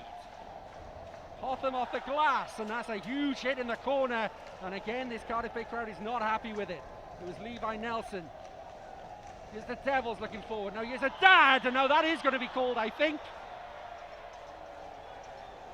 I think you've got to call that one. Moyer has cleared Lord out right into the post, and Tom Darnell, I think, is going to be in a position where he has to call that. Andrew Lord is back on his feet, and Moyer doesn't like it. He's telling him maybe he thinks it's a soft call, but after one big hit at the other end, Tom Darnell has scored a roughing penalty, and Moyer is furious, and the Devils get a chance to maybe have a more effective power play. But I just think similar to Varto's penalty in the first period, that's not clearing out the net. That's more of a silly penalty. I think Joey Haddad had maybe lost possession of that puck, and I think even the Steelers will possibly had regained control. We'll see on the replay. And Moyer, it's just a little bit of a late play on Lord. We'll see better from this replay. It's Haddad and Lord working it down low. Well, again, no, maybe I'm corrected. I've got to be fair on that. Maybe that's Andrew Lord feeling body pressure on his back and in a sensible way, you know, going to ice to try and see if he can draw that penalty. Is the point there the responsibility they hit to maybe not make that hit near the net? It's a bit like boarding in a way. He is, yeah. My old saying, he's maybe given the referee an excuse to make that call, but in the context of other things we've seen let go in this match, that's a borderline one for me. Hotham puts that one on net, but it's blocked. Morissette. Martin can't collect it, and that's cleared out, and Hotham with a huge hit on Jason Hewitt.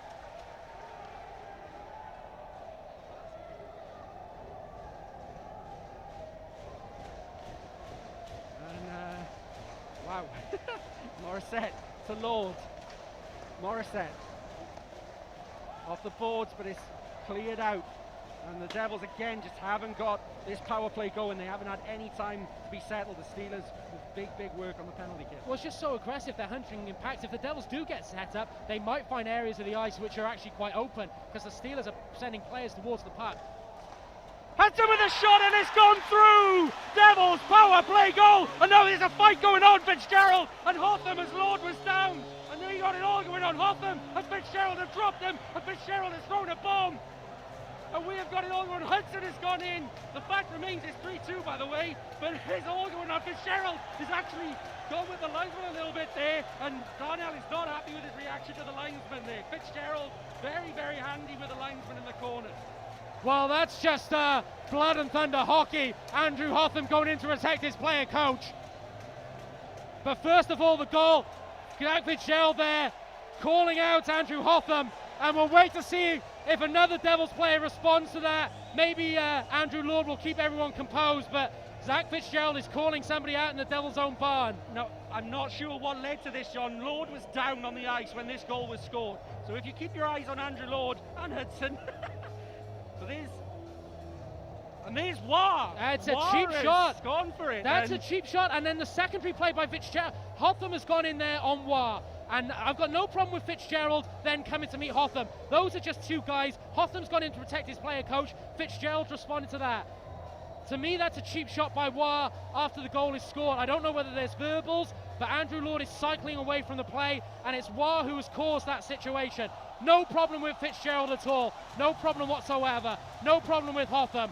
There was no need for that play there by War. The goal itself, everybody backing in towards the net. Hudson, we know, has one of the best slap shots in the league, and he just found the open corner. Again, I think Pinch was deep in his net. I don't think there's too much of a screen there. Maybe if he's higher in the crease, he makes that save. So big goal for the Cardiff Devils, but interesting to see what Tom Darnell saw. For me, it's War who should get the penalty on that play. So we've got a slow-mo replay for you on this. So, I mean, let's talk about the goal a little bit as well, John, as that's a vital goal in this game. Hudson just opening up. Well, maybe Lord does enough. There is enough of a crease, enough of a screen. I just can't see the reason for that, John. Well, I think he doesn't like the exuberance of Lord's celebration. Maybe it's the hockey code. Yeah, I know it's a big game, but if you call it as a neutral, maybe he doesn't like the exuberance there of Lord's celebration. But War's giving him a bit of a shot. On replay, I don't think it's the hardest shot, but I don't think it's necessary. Hotham there goes in to protect the player coach. Fitzgerald goes in on Hotham. Those two guys, no issue with at all. The only thing I can think is War is not happy there. Maybe the mythical hockey code that sometimes gets referred to, that he doesn't like the exuberance of Andrew Lord's celebration. But hey, it's a big game. The Devils have just scored a big goal. I think Andrew Lord has got every right to celebrate there. Fitzgerald and Hotham continue in the box to our left. It is all going on. They finally sat down a little bit, but wow. I mean, I don't think the celebration really got going, John, before War made that decision. Well, I don't know. Maybe it's... We saw that iconic photo last night from Richard Murray that Andrew Lord scored a big goal, and we saw him. He enjoys big goals. He puts his heart and soul into this team. It's his team, and last night he celebrated when he scored that goal, and there it looked like he was really enjoying that celebration. And maybe War was just telling him, "We've still got a hockey game to play. I don't like what you're doing right there." The goal has been waved off. I'm sorry, I'm going to need an explanation of that. Whether Andrew Lord is in the crease, we'll wait to see. Maybe the guys down at the far end can get clarification. The only thing I can think that Andrew Lord is in the crease. Morissette, and that's a block out in front, and wow. I missed that as well. Apologies. I really don't know what. Well, maybe that's hockey evening itself out. Because the Steelers felt particularly hard done by last night when Tyler Mosienko, the puck did deflect off his skate into the net, but was called for a kick in motion. That was maybe a 50-50 call, maybe even a 60-40 call. Really unsure as though we're looking around. We're looking at Chris Benson, who stays in who sits behind the timekeeper's bench, just for some clarification on that, whether it's in fact Andrew Lord in the crease. Gareth in a few seconds should have a little bit more information, but that's a huge call in the context of this game. I wish I did. Yeah, Gareth's just with Chris Benson's moment, so we see the Devils break up the ice. Morissette with a give and go play with Joey Martin.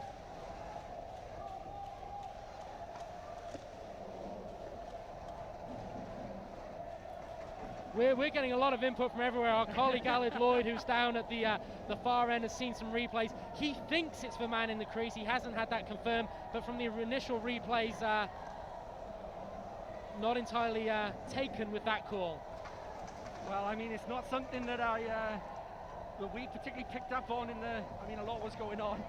Apologies to everyone for somewhat erratic commentary tonight. It's one of the most difficult games I've ever had to call, but one of the most enjoyable.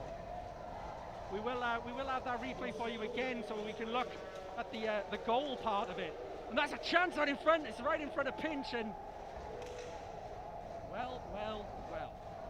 Well, Paul Thompson said that the building was a little deflated when the Steelers' goal was disallowed last night. It's important for the Devils now that their bench and the players don't become deflated, as maybe they've had a call similar to the Steelers last night, a call a little unfairly go against them.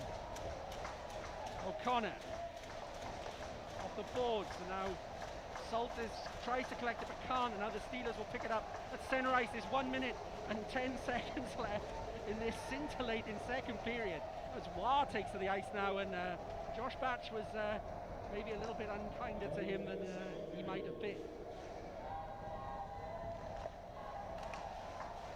Puck forward, Richardson will collect it, and he plays that forward, but it's cut out by the Steelers. Now the Steelers can get a late rush. They scored a late goal at the end of the first period, remember. Will they get another late one at the end of the second? Now here come the Devils. Just Batch tries to find Doucette on the right wing and can't. 30 seconds left in this third period, and the Steelers will gain the zone through War. Kirker cuts it out. Kirker forward, but he's dispossessed the blue line by War. Hendricks will settle this down, and I love myself, John, don't you?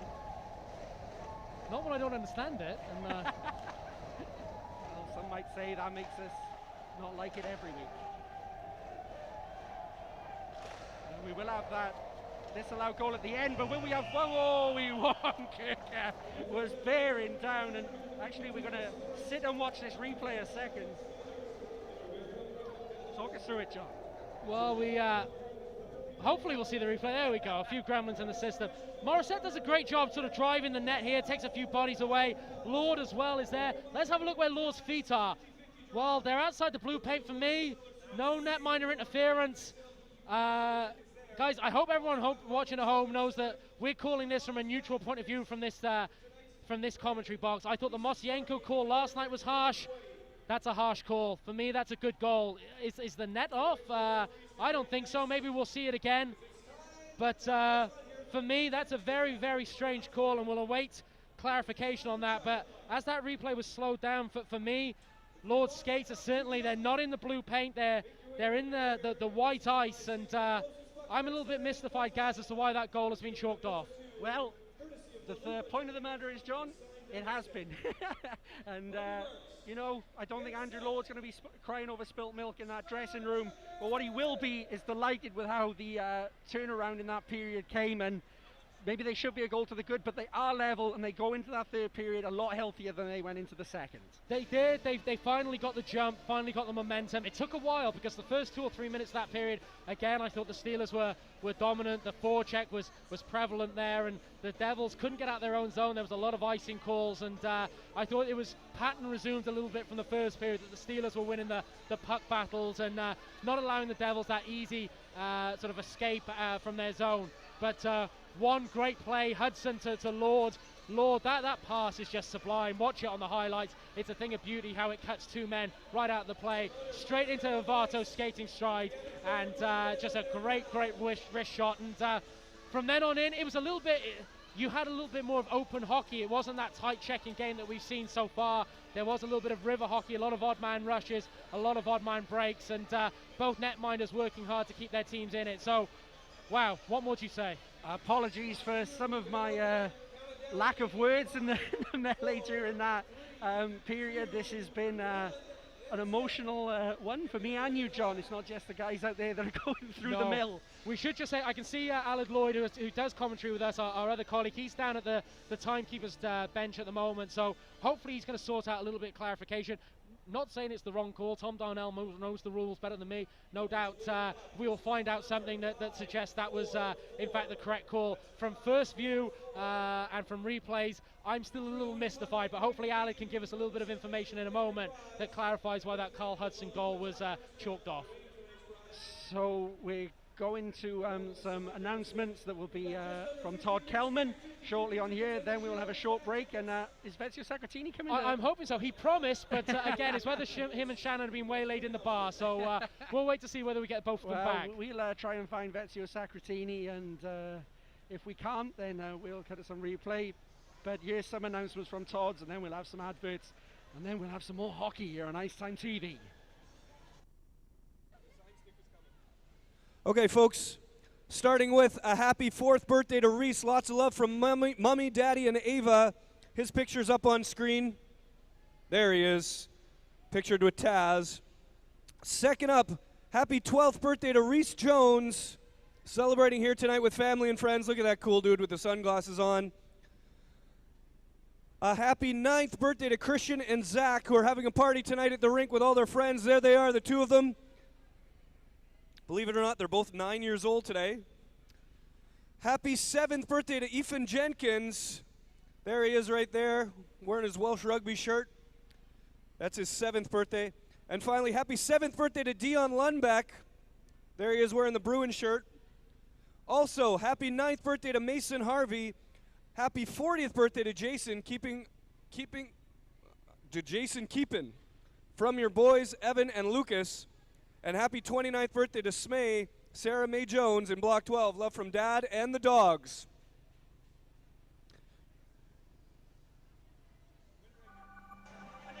Welcome to A to Z Computing.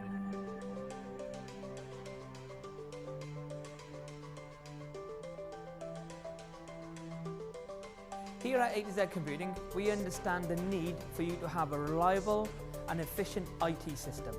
We offer everything from support to security and data protection. With the power of Eagle Eye, we can monitor your systems 24/7. It allows our engineers to fix any issues that occur before it's too late. Being part of Intel's Gold Partner platform allows us to produce technology which doesn't actually exist for anyone else to use. That's from PCs to laptops to servers. We can supply the full infrastructure. A to Z Computing also offer hosted solutions from virtual desktops to encrypted and secure emails. For further information, please contact us on 01633 676 543 or visit our website.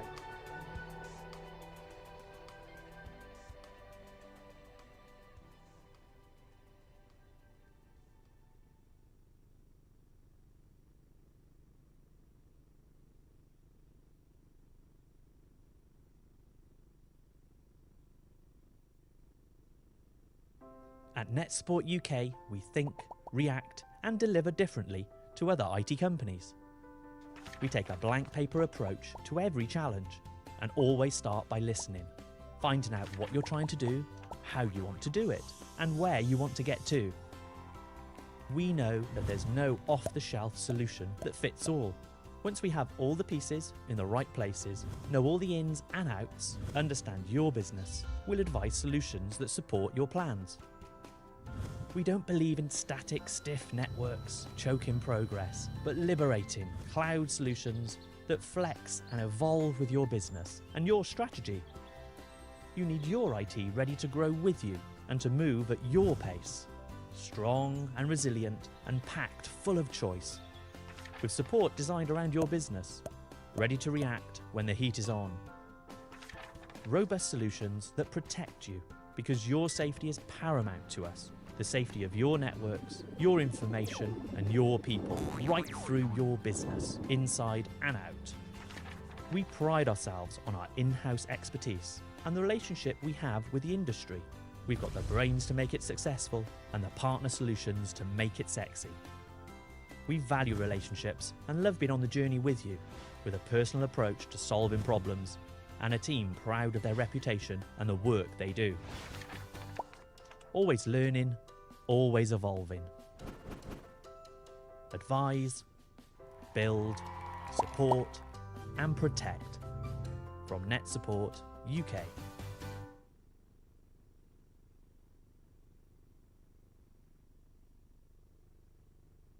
I'm leaning. I apologise for that. I'm on my own. Howard's left me.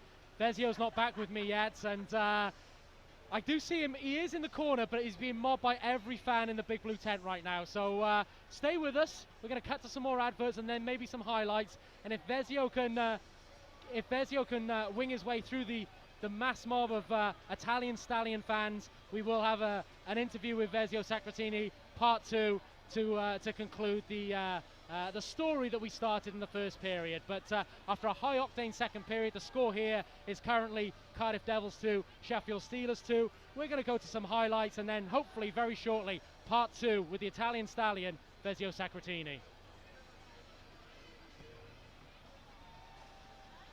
And stay with me for a few moments. You're still going to hear my dulcet tones as we look at some replays. And that was the Joey Martin incident there, where Zach Fitzgerald played him very well at the net and just drove him into the boards. And for a moment there was worry that Joey Martin wasn't going to return to the game. But credit to Zach Fitzgerald. Again, I think he plays very well in this building. And there he just made a very, very solid play on the Devils' top goal scorer. So we continue to see replays as I give a shout out to the guys in the truck that, Sam, if you can hear me, Vez is with me, and he's far more interesting than I am. So as we see the Zacavato goal, if you come back to us shortly, we will have Vezio part 2 talking about his time in Cardiff and what he makes of this great game tonight between the Steelers and Devils, currently tied at 2-2 at the end of the second period. Vez, thank you for coming back. You had to fight your way through some crowds. You've still got some fans here in Cardiff Bay. Yeah, I've seen a lot of old faces, and I'm surprised people recognize me, but it's great to see people back following the Devils. They've been following for a long time, so it's nice to see old faces back.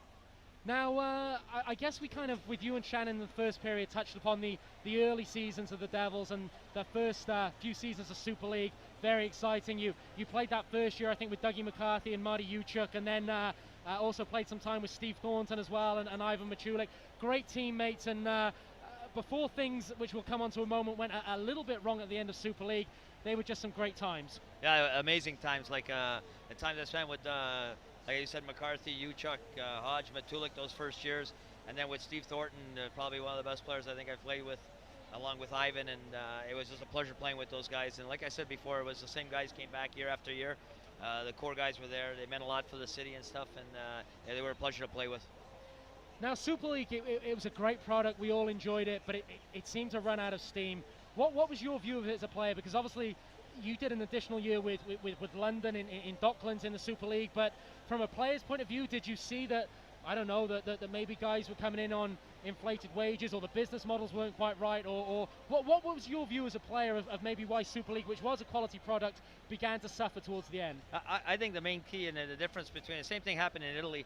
I was there for 7 years and the league started going down, but I think the most important thing with the Super League was when they had the TV contract, and I think it got a chance to attract other sponsors and stuff. And I think once they lost that, the TV contract, I think it kind of hurt the league and stuff. So I think it went down a little from there. But how heartbreaking was it to leave the Devils? Because of course there was that year with the fantastic run, and you know, people like Zima and Brigley and the age of Steve Moria, and you guys didn't quite make the playoffs, and all of a sudden the bottom kind of fell out of Cardiff Devils ice hockey, and that must have left a lot of people.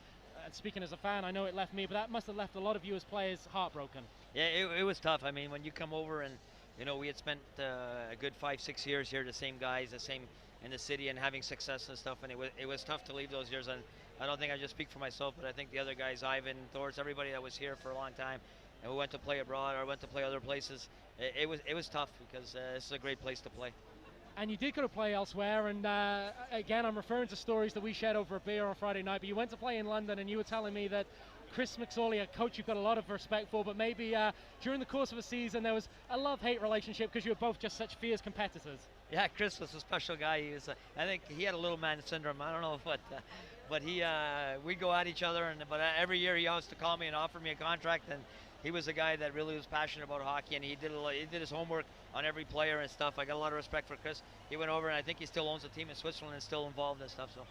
So I guess you might have thought then that your association with the Devils possibly could have ended, but Super League obviously went the way of the ghost, and the Elite League was formed, and just an opportunity to come back to Cardiff, and an unfinished business, I guess. Yeah, 100%. I think the whole time I left, I was just hoping that Cardiff would come back, and I'm hoping there was a spot still for me in the team and stuff. And I was elated to come back and spend my last years in Cardiff. It was amazing, and to win that Challenge Cup the way we won it in dramatic fashion is probably a game I'll probably never forget. So. Well, then you lead me on to my next question. Just what was that tie like? 2 legs against Coventry, who were the dominant side in British ice hockey at that time, and trailing 3-0 from the first leg, which is the atmosphere in the Wales National Ice Rink on its last legs or in its last days on that game. But boy, what an atmosphere to send it off, and a tie in regulation time, and then going to overtime, penalty shots, and Rijon Stronje pulling a move, and that place erupted, didn't it? Yeah, honestly, I don't think you can write a script any better than the way it ended. It was like, you're down 3. At the end, you're always hoping, and you're always looking to win and stuff. But you're down 3-0, and it's a big mountain to climb.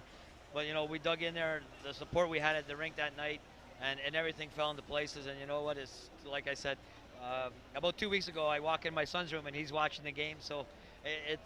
We still go through the emotions and stuff, but it was honestly probably the most emotional game I think I've been involved with, and the fans were electric, so it was awesome. And just I guess a nice way to finish off in Cardiff. I seem to remember the last game of that season. Unfortunately, the Devils lost in the playoff semi-final to Sheffield, no less, and Ron Shooter I think scored the winning penalty shot. So wasn't the way you wanted to go out entirely, but that Challenge Cup was a great final swan song for your last season as a Devil. No, for sure, and it topped off. I had won the other 2 trophies.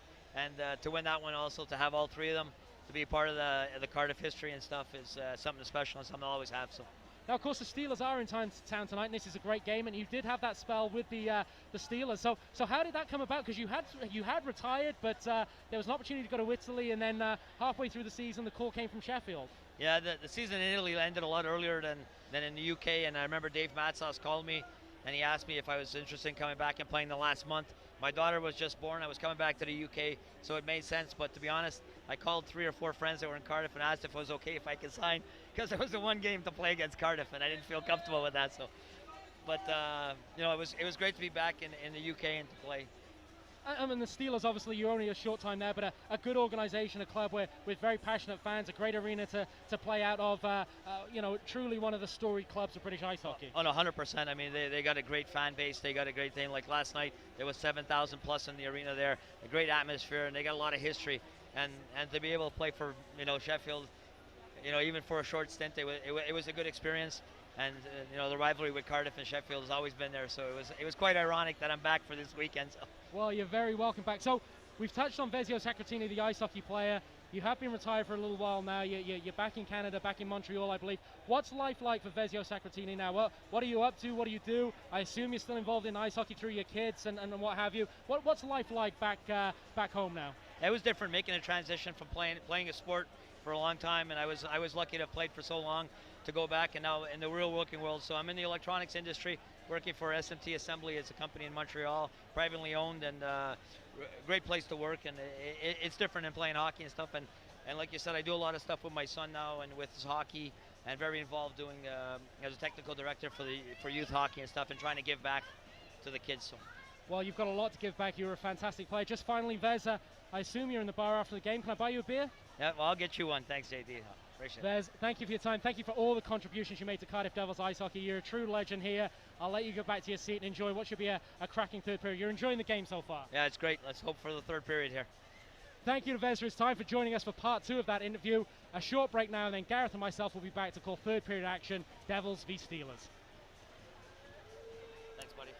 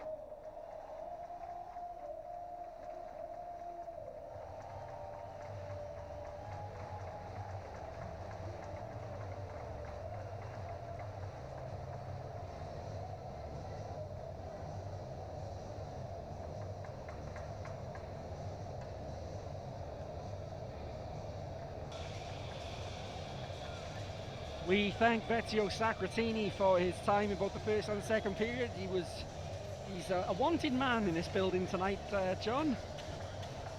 Well, so he should be. He, you know, you and I, we speak about that first year of Super League a lot, and he truly was a key part of the Devils winning currently their last league title, that 96-97 team, and really quality line with Doug McCarthy and Marty Uchuk, and he then went on just to play some great seasons. He was a blood and thunder player.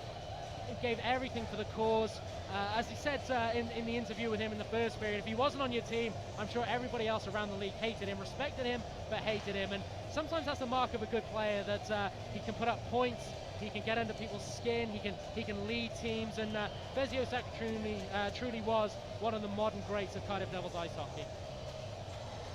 I mean, you look at the list of players that have played for both Cardiff and Sheffield over the years, and the games we've witnessed, John, and we've been lucky enough to see some brilliant players from both sets of jerseys of Ron Shudra, for example, of Ezio Sacratini of the Devils. I mean, I wouldn't call the third period if I reamed off the list from both teams, but I mean, it's good to see both these teams battling at the right end of the table again, isn't it? It just feels right. This is, you know, from 92, 93 sort of time, this was the rivalry of British ice hockey. These were the two teams going at it, and maybe that went into the doldrums for a few years, but it's certainly back with a bang, and yeah, this just feels right to me.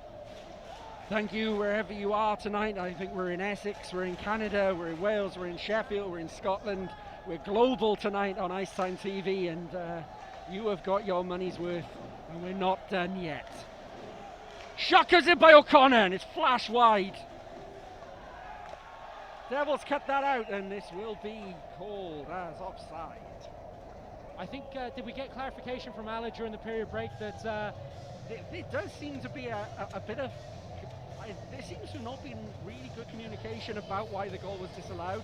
The general consensus seems to be man in the crease, but I have to concede, John, that there's no real rubber-stamped official documentation that's going around that I could find. And I may have been wrong, but normally we hear the PA announcement from Todd Kellman clarifying the call, and maybe we missed that, but certainly I didn't hear that. The facts are, it's 2-2. You're in Cardiff, and it's there. It slipped through bounds, and you get the rub of the green sometimes when you throw that puck on net. And the Steelers took an early lead in the third period. Oh, that's just a veteran play by Stromberg. He's doing that deliberately. He knows there's no one he can get a pass to the high slot area, so he throws that on bounds, trying to bank it in. I really like this play. He's looking at the net the whole time, throws it at bounds, banks it in off him, and that's just a veteran savvy play for me. Really great goal by Stromberg, just hockey IQ there, and huge goal in the context of this game.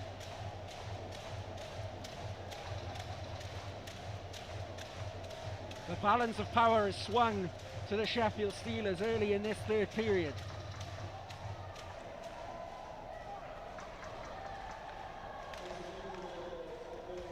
And here's Andrew Lord, who plays that forward, and he's going to chase Moyer for this puck.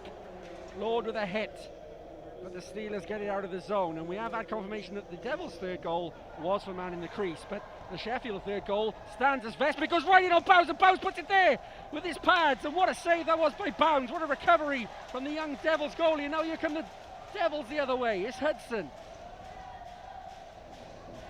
Hudson chips it forward for Lord. Wow, Hudson can't keep it in the zone, and Fournier is going to have to tidy this up. And Fournier's long pass is going to make an icing call here. There's a real breakdance going on for the Sheffield Steelers defenseman. Well, guys, there just seems to be a real symmetry to these two games this weekend. A 2-2 hockey game in Sheffield, and Sheffield think they've got a big goal last night that's waved off, and the momentum changes, and you just have to feel that that's what's going on here in Cardiff, that a 2-2 hockey game, the Devils think they get a big go-ahead goal, and they don't. The Steelers, great play by Stromberg, get their noses in front, and maybe, just maybe, that's the break the Steelers need to close out this game. They've certainly been working hard enough that you would think they could hold on to a 1-goal lead. Hendricks couldn't get the one-timer away, and he's dumped that to the corner for Kirker to chase, and Kirker turns, and Eddie takes him down, but no call. Batch with a shot, and it's there! And the Devils respond straight away! Josh Batch, 3-all in Cardiff Bay. What a game we have here! Step forward, your unsung heroes. You referred to a 96-97 game earlier in commentary, Gaz, when Jason Stone scored a goal to bring the Devils back into a match against the Sheffield Steelers in the old Super League. Jason Stone never scored any goals. Well, Josh Badge, step forward Josh Badge, puts it on net, great screen, Joey Haddad, Ryan Russell, bullet of a shot from the young man from Essex. What a huge goal, 3-all, game on. Well, I know there's a proud papa somewhere watching on Icetime TV who is has a bit of a bad back at the moment, but I have a feeling he got up off his chair then, John. Wow. I'm expecting my phone to go off with about 3 tweets from Kevin Badge. Devils in front. Doucette looking to get it. He's still out in front and Pinch can't get it away. This time he does. And now the Steelers come forward. We're back to river hockey. Debiens, who's been absolutely sublime in this hockey game. Richardson. Hotham under pressure again, Hotham, and chips it out. 17:36 remains in the third period, and will we have any voices left? That is the question. I'd like to see a replay of that again to see what the level of screen was, and maybe the guys in the truck can throw that up in the next break of play. Maybe Pinch again. Is he a little deep in his net? I'm not sure. It is a criticism I've had of him in recent visits to the Big Blue Tent, but I'm no net mining expert. But Batch just lets that one go, and it'd be interesting to see what the screen is.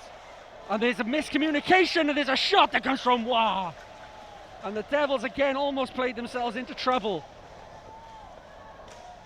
They're buzzing in and around the net now, the Sheffield Steelers. This game has ramped up. Both teams know what a vital 2 points this is, and he's scored it in front of bounds, and it's there. It took a wicked deflection out in front, and the Steelers regain the lead. And that's fantastic hand-eye coordination there from Wah. Sarich throws it in, he's looking for the tip, and Wah deflects that down, keeping his stick below the level of the crossbar. That's a really, really nice goal. It's the Devils' communication breakdown, as you said, that started that. An unforced error that's allowed the Devils to be penned in their own zone. But that's a goal scorer's goal from Wah. We saw something similar a couple of weeks ago in this building from Joey Martin. Sarich, intelligent feed in, he's looking for the tip, and that's just the mark of a high-quality, skilled player to be able to take the puck out of the air like that. Huge goal for the Sheffield Steelers. Kirker tips that forward, and now Russell will go into chase with a dad, and the Steelers get it out of the zone. Here's Batch, and well, we've only had a couple of minutes of the third period, and we've already seen 3 goals. 2 of them crucially for the Sheffield Steelers. Haddad lays that down, and he's clipped, and now he's going to be called by Tom Darnell, and there'll be a power play for the Cardiff Devils. What else is going to happen in this opening few minutes? Well, I was shaking my head at that one because I think Joey Haddad's been very clever on that play. As I think this is the Josh Batch goal first of all. As Cullen Eddy doesn't get a great clearance on that. What's the level of screen? Yeah, Ryan Russell has gone right to that net, right across Pinch. That's a great screen from the ex-NHLer, and I take my words back there. Not a lot Pinch could have done about that because Ryan Russell was in his face. He would not have seen that puck. Vital power play for the Cardiff Devils. 16:47 remains in this third period. 2-minute power play coming up for the men in red, but the Steelers get it out of the zone nice and early.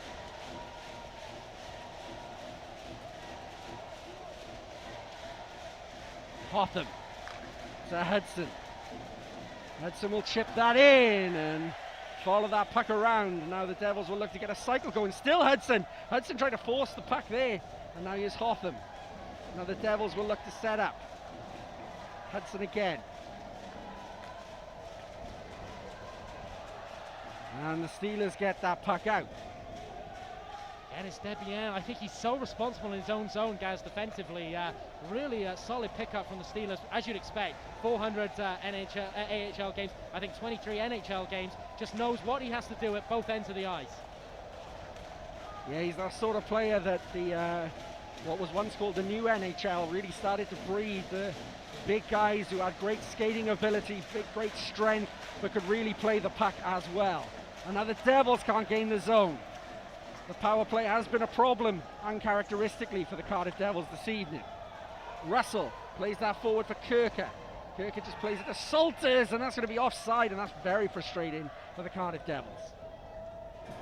Yeah, I've said it before that sometimes the Devils, maybe to get decent zone entry, might have to go a bit more chip and chase, shooting the puck to the opposite corner and overloading on the dump in, because right now they're looking to carry the puck, and the Steelers are just lining players up along the blue line, and they're forcing the Devils to into turnovers and clearing the puck quite easily. The Devils might have to go off the glass and just use their extra man advantage to overload on one side, muscle for the puck, and then get set up that way.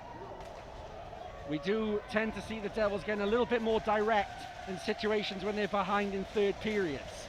Will we be seeing that shortly? 30 seconds remain on the power play for the Devils as Fournier skates through. He glides along the ice so effortlessly. Kirker.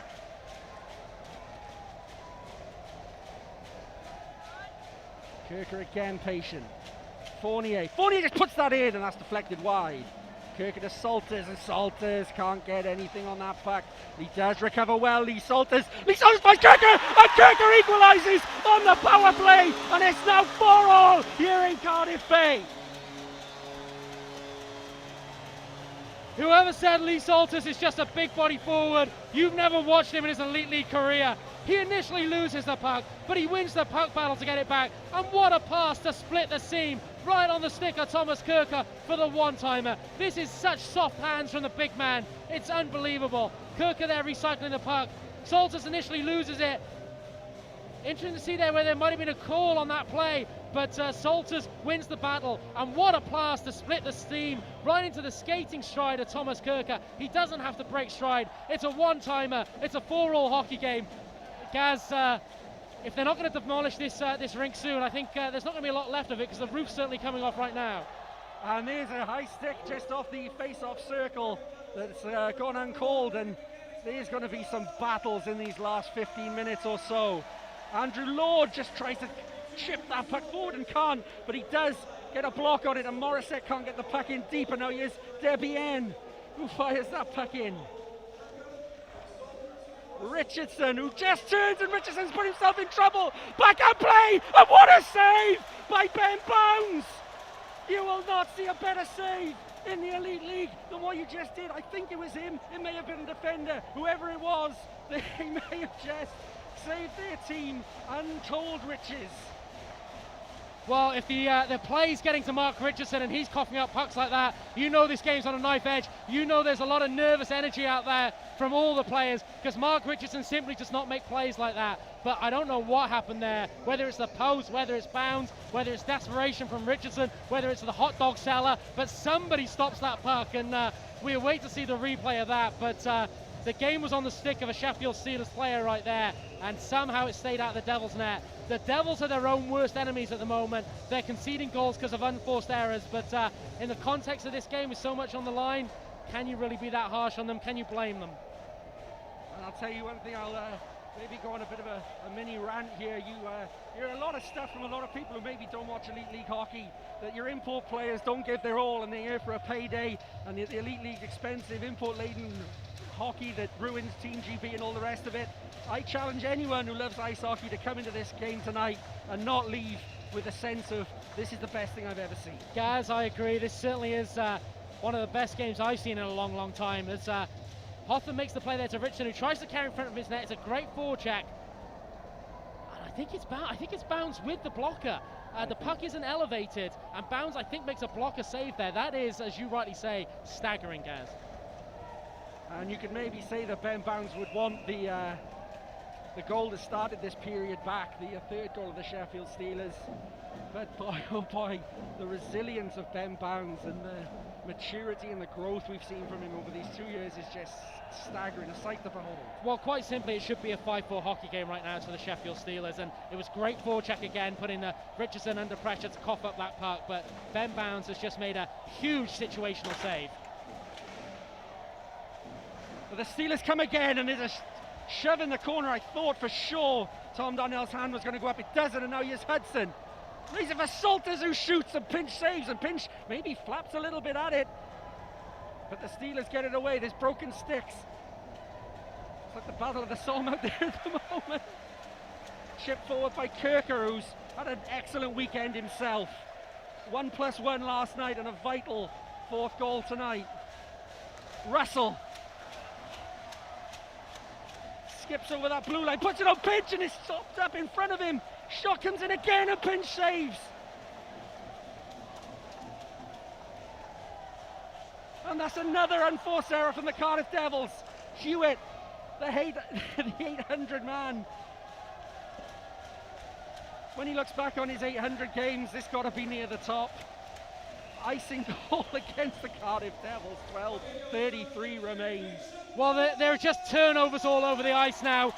Your systems, to a certain degree, you're playing in faith, you're playing just from memory a little bit. The systems are going to be there, but for the most part, it's just a question of who wants it most. There's unforced errors all over the ice because players are nervous, they're tetchy, there's a lot of nervous energy in the building. This might just come down to who wants it most, who's going to make that clutch play. The guys have to trust in the systems their coaches have installed, but it's just going to come down maybe to one big play, one big player. And that's one big save from Bounds as Mosienko was following up the rebound. Drink of water, John. Mine's a vodka, Gaz. I would know some people. Just while the face-off's in that zone, just to point out that Devils captain Tyson Marsh is over there with Brent Walton and Chris Culligan, but particularly great to see Tyson Marsh there. Come back from Canada. I believe he's had some positive news on his concussion syndromes, and more importantly than just his hockey career, his health is on the mend. So great to see the Devils captain in attendance tonight.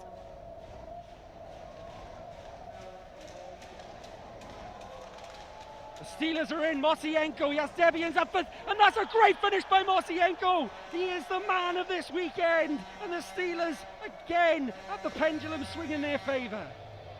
That is a top draw, high-end play. Everybody is expecting the pass there. Mosienko has gone to the backhand side, flicked that in short side with the backhand.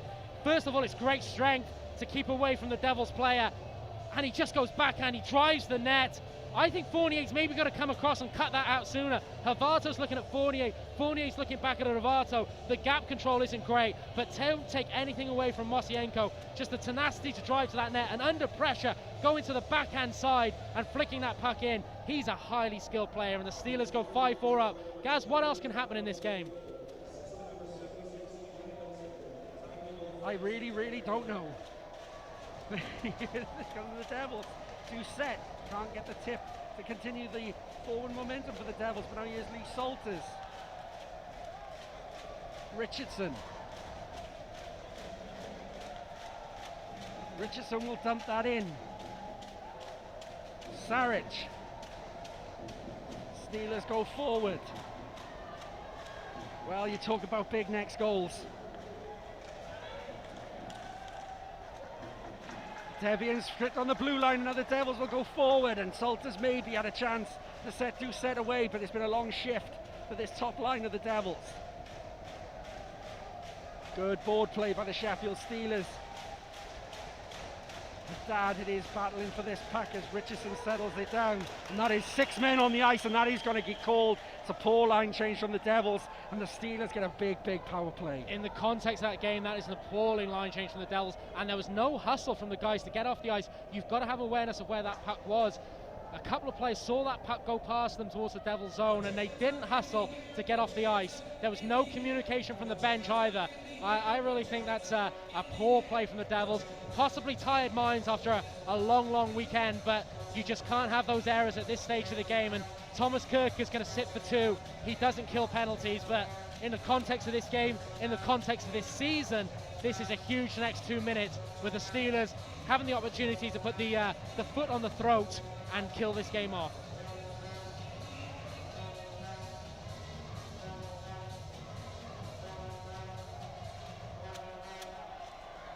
Hotham in and around for Russell, and Russell will send that puck down. Steelers have a big power play opportunity now. If they were to get a goal, you would think that this would probably break the back of this hockey game. Hotham. He will clear his zone. shot goes in, Bounce clutches it out of the air, and 1:33 remains on the power play. See, I think that's quite a good play by the Steelers. You get that shot in and make sure it goes on net, and two forwards driving very quick to get to the net to force the face-off, which gives them the opportunity to get zone time. So it is hard to get good zone entry in this building. So maybe go for that that percentage play, that route one play, get a shot on net, forwards driving the net, force the face-off, and look to build from here.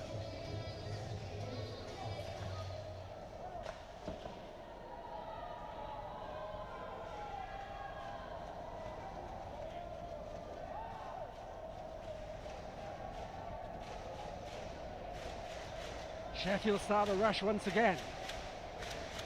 Puts that in on Bounds, and they're looking for that face-off. I think they feel that they can get some joy from the dot in this third period. 10:35 remains in the third. Yeah, again, it's just a clever way to get over that hump of not getting good zone entry in this small ice pad where you've got bodies standing up on the blue line. Not a great neutral zone to carry the puck through. Just cut all that out, go for the percentage play, get a hard shot on net, drive the net, force a face-off, and if you win it, it's good chance you're going to get quality zone time and setup. The Devils win the draw and run that puck around the boards, and it's eased out of the zone, and we're 1 minute and 5 seconds remaining on the power play for the Steelers.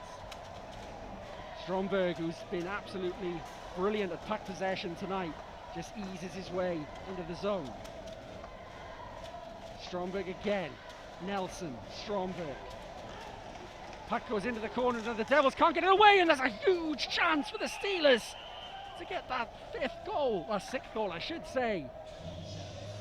Yeah, there's just enough body pressure on that shot at the end, and I thought that maybe there was a deflection off a Devils player, but the face-off is coming outside the zone, and that'll be a huge relief from the Devils as that puck almost decapitated referee Tom Donnell. 47 seconds left on this power play, 10 minutes and 8 seconds left in the game clock. This is a huge 47 seconds. The Devils need to win this face-off and get a good dump in and look to kill as much time off this clock as possible. The Steelers really now have the momentum. Devils get it out of the zone. 40 seconds remain on the power play for the Steelers. There's another chance for them to get set up. We're into the last 10 minutes of this fascinating Elite League clash as that puck game leaves the zone once again. 20 seconds remain on the power play.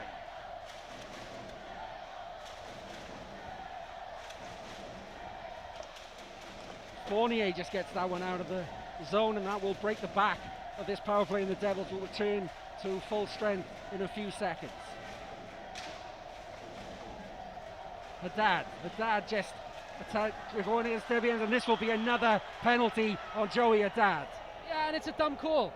That's the only way you can describe it. It's a dumb call. The body pressure is good, first of all, but he takes his hand off the stick, first of all, and it could have been a little bit of a holding call, but then he gets away with that, and he leaves the stick in the skate, and maybe the Sheffield player does accentuate that play, but you've given the referee a reason to make that call. I like Joey Haddad, I like his hustle, I like what he brings to the Devils, but you've got to call it as you see it. For me, that's a dumb call at this stage of the game, this context of the game.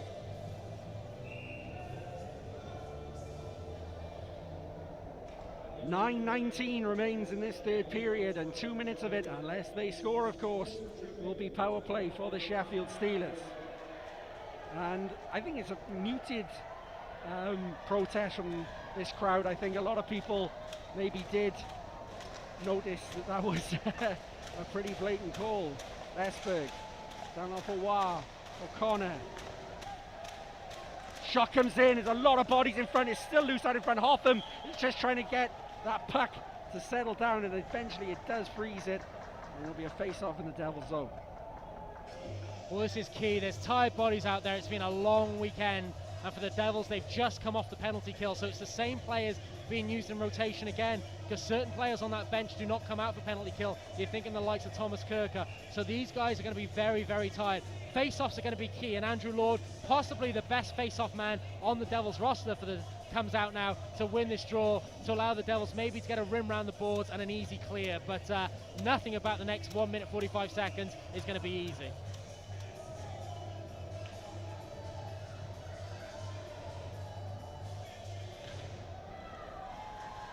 Devils do win the draw, but Hotham has to try and collect it at the second time of asking, third time of asking. Now here's Lord. He's got Russell up with him, and maybe the Devils sense that they should maybe gamble a little bit here, and Russell just eases that puck down for Richardson to chase, and Richardson will just try to kill some seconds off this penalty. Here's Wah. Cut out by Hotham. Hotham forward, and now here's Vestberg with a chance and a sprawling save by Richardson, and Vestberg's still with it. Steelers keep it in the zone. Richardson again has to go in behind the net, and he just scoops that out. Veteran, cool leadership from Mark Richardson. 1 minute remains on the power play as this Cardiff Bay crowd try to get behind their team.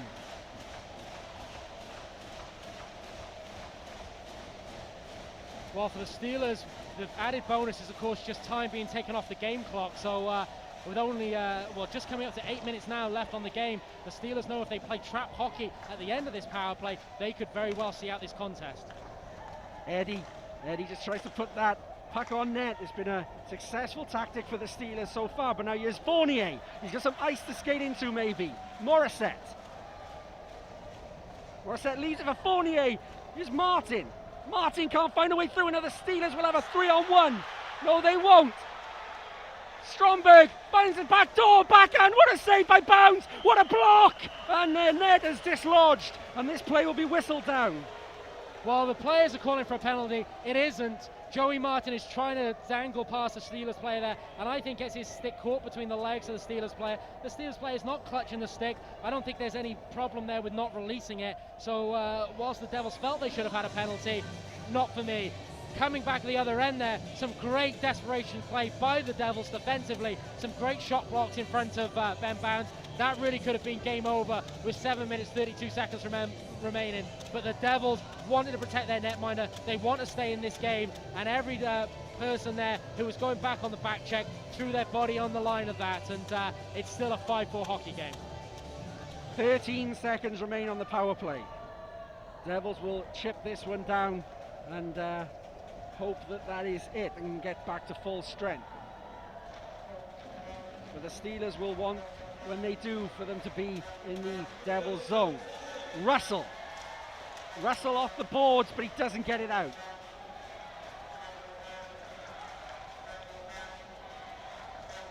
LeGuy, who's the type of player you want in these situations. How many of these big games has he been in and seen out? 7 minutes left, folks. This is a big 7 minutes. We're back to 5-on-5 hockey. This is going to go a long way to shaping the destiny of this title. Martin. Richardson for Haddad. Haddad with the backhand, plays out in front, but no Devils player can put it away. Now the Steelers come forward, and the Devils look like they're going for this. Mosienko with a shot, blocked by Hotham. Mosienko again. Oh boy, Tyler Mosienko. Mosienko's unplayable at the moment. His skating ability, his low centre of gravity, the power in his legs, he cannot be shifted off the puck. He's just driving to the net and getting scoring chances. Tyler Mosienko is unplayable right now. Tip forward for Salters to chase. Steelers, though, come away with the puck. Fournier can't cut that out, and now here's Debian. The quality scoring chances are going the Steelers' way, but now here's Salters. Salters just gains the zone, head down like a bull. Looking to just gain it, and a wraparound chance, and it's blocked. The important point is the Devils are not getting pucks to the net. The Steelers doing a great job of protecting Pinch. Whilst the Devils are driving the zone and getting down low, they're not actually getting a lot of pucks to the net. The Steelers doing a great job at the moment, keeping the Devils to the outside. Russell. Shot comes in, and it's flashed wide. And it's eventually gone up and into the netting, I think, and the face-off will be in the Steelers' zone. 5:28 left in this period. And you've got to think this is where the Devils ramp it up. They need this crowd to get back into it. At the moment, the Devils fans are sitting on their hands a little bit, nervous, expecting their team to give them something. They need to get back into it. The Devils need to feed off that energy, and it starts here with a key face-off win, with Ryan Russell going into it, lining up at the moment with Thomas Kirker and Joey Haddad.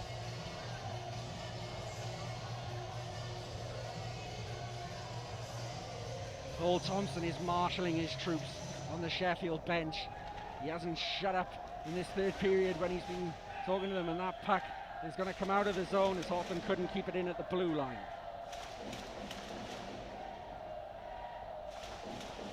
And you're just looking across and seeing a lot of frustrated professionals right now. People like Daryl Hay. I was talking to Vezio Sacratini off camera. Just guys who know what it's like to be in these games and wish they still had the skates on and playing in these games. Neil Francis as well, playing in a lot of big games like this. So you're looking at players over there at the moment, ex-players, who would really like to be out there. A dart shoots, saved by Pinch.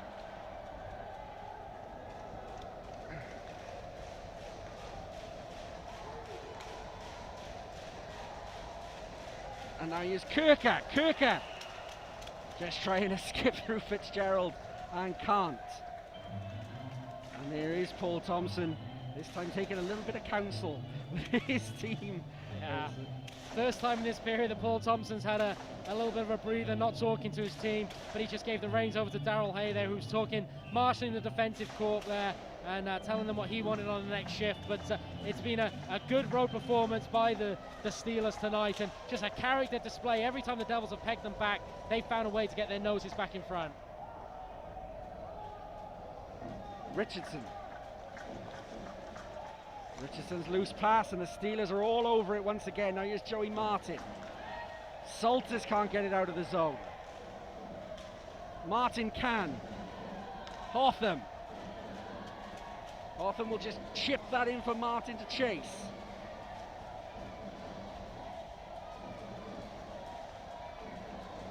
Martin again. Steelers get it out of the zone. 4 minutes 20 seconds left in this period, guys, on this game. We're going to keep an eye on Ben Bounds. Andrew Lord is a coach who tends to pull his netminder early. Of course, it's only a one-goal game at the moment, but I wouldn't be surprised around the 2-minute mark, he'll look to get Ben Bounds to the bench. Hotham shoots, Pinch saves. Debian there, just on the right of your shot, struggling to get to his feet. He must be a tired body. He's done so much, shot blocking, finishing hits. These two teams over the course of this weekend, just what quality hockey, what a product for the Elite League. You talked about it, guys, you're absolutely right. These are the two top teams in the Elite League at the moment, and we've had two absolute treats as a result of that. Is there to be more drama as Andrew Lord does win the draw, but doesn't get forward. Another Steelers have a chance. It could be 2-on-1, and here's Debian to finish it. Huge save, Ben Bounds, and is that as good as a goal? We will find out. Can the Devils help out their netminder, who, make no mistake, has just given them a fighting chance in this hockey game? Hudson. Hervato puts it on net, and there's going to be a call. I think it's an interference call. I think there was running a pick there. Yeah, I think it's going to be on Carl Hudson. It's not going to be popular, but guys, if we can have a replay of that, I think Carl Hudson runs a pick and takes a Steelers player out the game, and that just might be all she wrote. It was a huge save by Ben Bounds off an odd man rush, but really the air has just been let out of this building as we see that replay again, hopefully in a moment. Tom Darnell has spotted Carl Hudson running a pick and taking a Steelers player out of the play, allowing Zach Avato to come away with the puck, and just unfortunate timing of that penalty.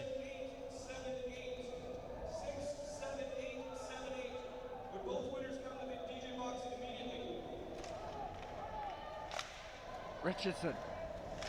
Russell will send that one down. Russell has been exceptional in this game. He's put a real shift in for his team. He's been asked to play a lot of different positions. Richardson.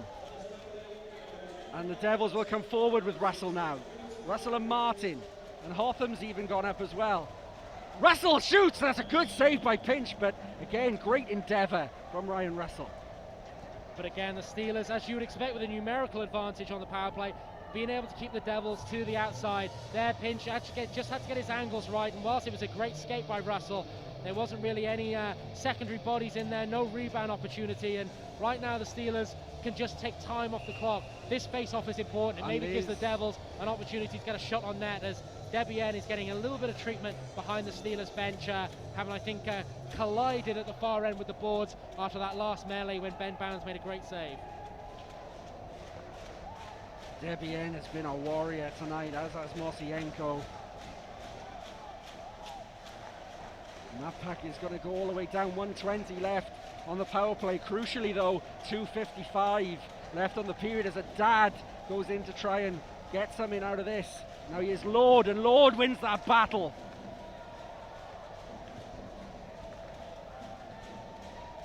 Hotham. That's a good stick in by Levi Nelson. Hotham will chip that forward and Ivato will collect it. And Ivato shoots and pinch saves. Ivato will just leave that for Morissette, and maybe the seconds are more valuable to the Steelers than zone time. Yeah, 40 seconds left on the power play. The Steelers not desperate to get into the Devils' zone. Look for Ben Bounds to go to the bench as soon as the Devils get puck possession. If they do, when this penalty is killed. There's a chance out in front for a second. Now the Steelers do have a chance to set up the shoot. Bounce save. It's out in front and it's just gone wide. Maybe the Steelers can smell blood on the power play, and that's a flash wide by Levi Nelson, and Ivato does well. Ivato just tries to send Morissette forward and he can't. There's 10 seconds left of the power play, and there will be 1 minute and 30 seconds left of this period.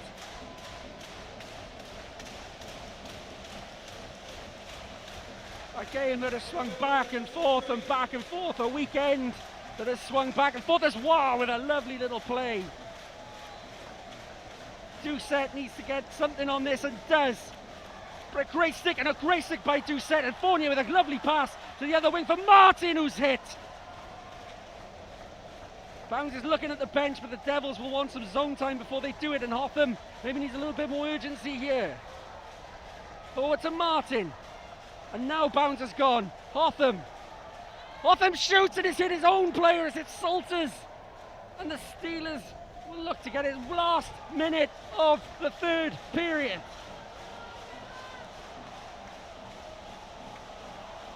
And Hotham with a weak pass, which has killed the Devils' momentum a little bit, but now they're going forward. Kirker with a lovely pass to Salters. Salters just getting it down. Devils need to get this puck on net. Hudson just almost losing it. Hotham with a shot and it's blocked.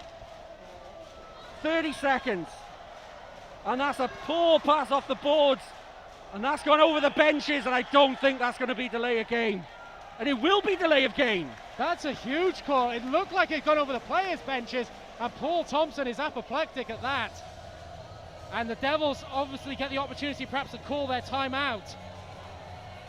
Tom Darnell is, well, we've seen a couple of decisions change tonight, so I'm not going to say it until he gets right in the box. But the Devils, you would think now, are getting an extended timeout. They're going to get an extended timeout because they're already at the bench talking. They're going to officially call one now. 24 seconds left on the game clock. Boy, has there been a more important face-off this season than this one. Joey Martin, you expect, will go out for it for the Devils, but, well, this is hockey, Gaz. John, pull the netminder or don't pull the netminder? Pull the netminder.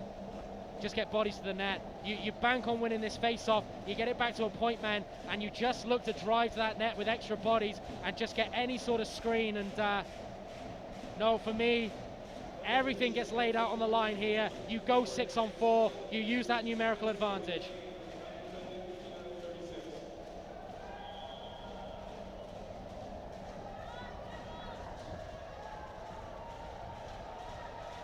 "24 vital Elite League seconds. Andrew Lord puts himself in the face-off dot. A power play for the Cardiff Devils. A lost face-off for the Cardiff Devils. Hudson keeps it in. And the Steelers get it out of the zone. Joey Martin, one more chance, you think, for the Devils. Last 10 seconds. And that is going to be kept by the Steelers, and that is it. That could be a 3-2-1. Shot comes in, and pinch saves! Late drama, and the spoils are shared over the weekend. Boy, oh boy, that was ice hockey. What a weekend of ice hockey. We're where we started, folks. It's a split weekend, but credit to both teams. As Todd Kelman is saying over the PA at the moment, The two best teams in the country have gone toe-to-toe this weekend. We've had two one-goal games, and what thrilling entertainment it's been for Gaz, you and I to call it, for hopefully all the fans around the country who have watched these games, and just makes the title race all that more interesting. Maybe the Braehead Clan and the Nottingham Panthers are winners tonight in terms of no team being able to pull away particularly, but for the Steelers, they keep themselves right in the fight. Tyler Mosienko said it was a little bit do or die. It was a bit of a Game 7. Well, the Sheffield Steelers have won their Game 7, and I thought it was a very, very good performance, a character performance from them tonight, right from the outset. Gutsy forecheck all over the ice. The Devils matched them. The Devils were good. Maybe just too many unforced errors on the night. Maybe the Steelers, just with that extra bit of desperation, that extra bit of jump, perhaps deserve that 5-4 hockey game. But the next 3 or 4 weeks, there's going to be some exciting ice hockey. We're going to have to do this again, aren't we? And if you haven't got your hockey fix tonight, Ice Time TV will be looking to bring you some more great ice hockey and exclusive ice hockey coverage this week. On Thursday night, there'll be the second edition of Live on the Ice, where I conquer my fear of flying and go out to Belfast to follow the Devils in another big game on Tuesday night when they take on the Giants in the Challenge Cup semi-final encounter. But I'm not even thinking about that right now. I'm just exhausted after having to call this monumentous, fantastic game of ice hockey.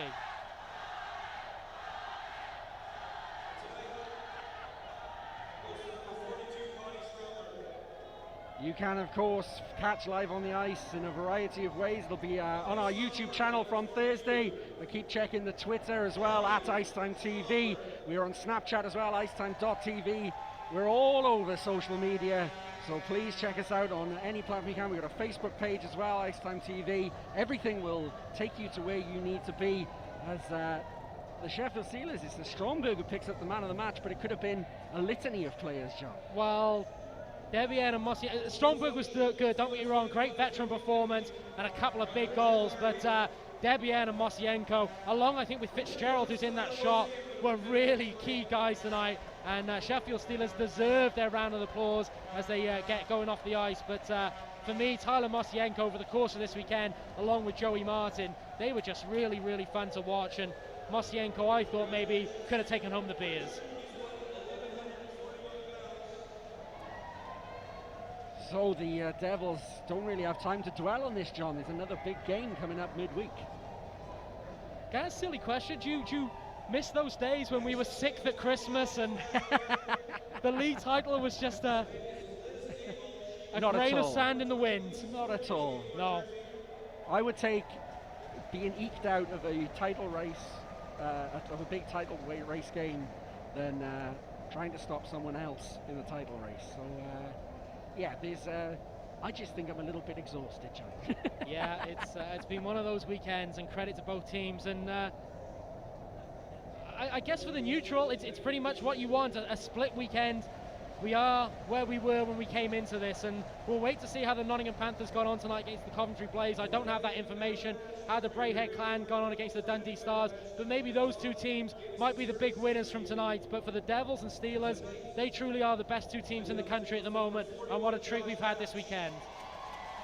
As we see Josh Batch, the great British defenseman with such a proud dad in Kevin Batch, scoring a big goal tonight. We've seen him have a number of big fights this year, but don't let that fool you. He's also a very, very good ice hockey player. Good first pass, great defenseman who takes the body, and he takes home the man of the match award tonight for the Cardiff Devils. Nottingham Panthers took a 4-2 victory over the Coventry Blaze this evening, so they are eking their way into this title race as well.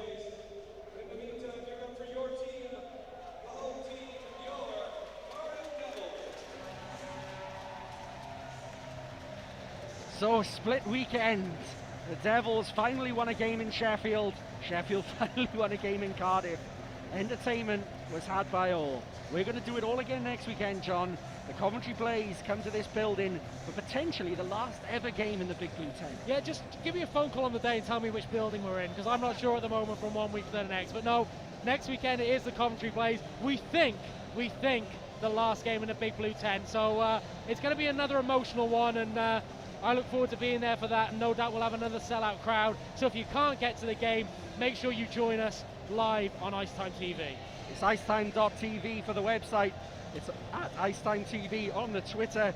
It's Icetime TV on Facebook, and it's icetime.tv on Snapchat. There'll be no bouncy wave, unfortunately, so it's left for me, on behalf of John Donovan and all the Icetime TV crew, Howard, our cameraman who's brought you these pictures, to thank you ever so much for tuning in tonight, and we hope you've enjoyed your hockey wherever you are. We'll see you next week.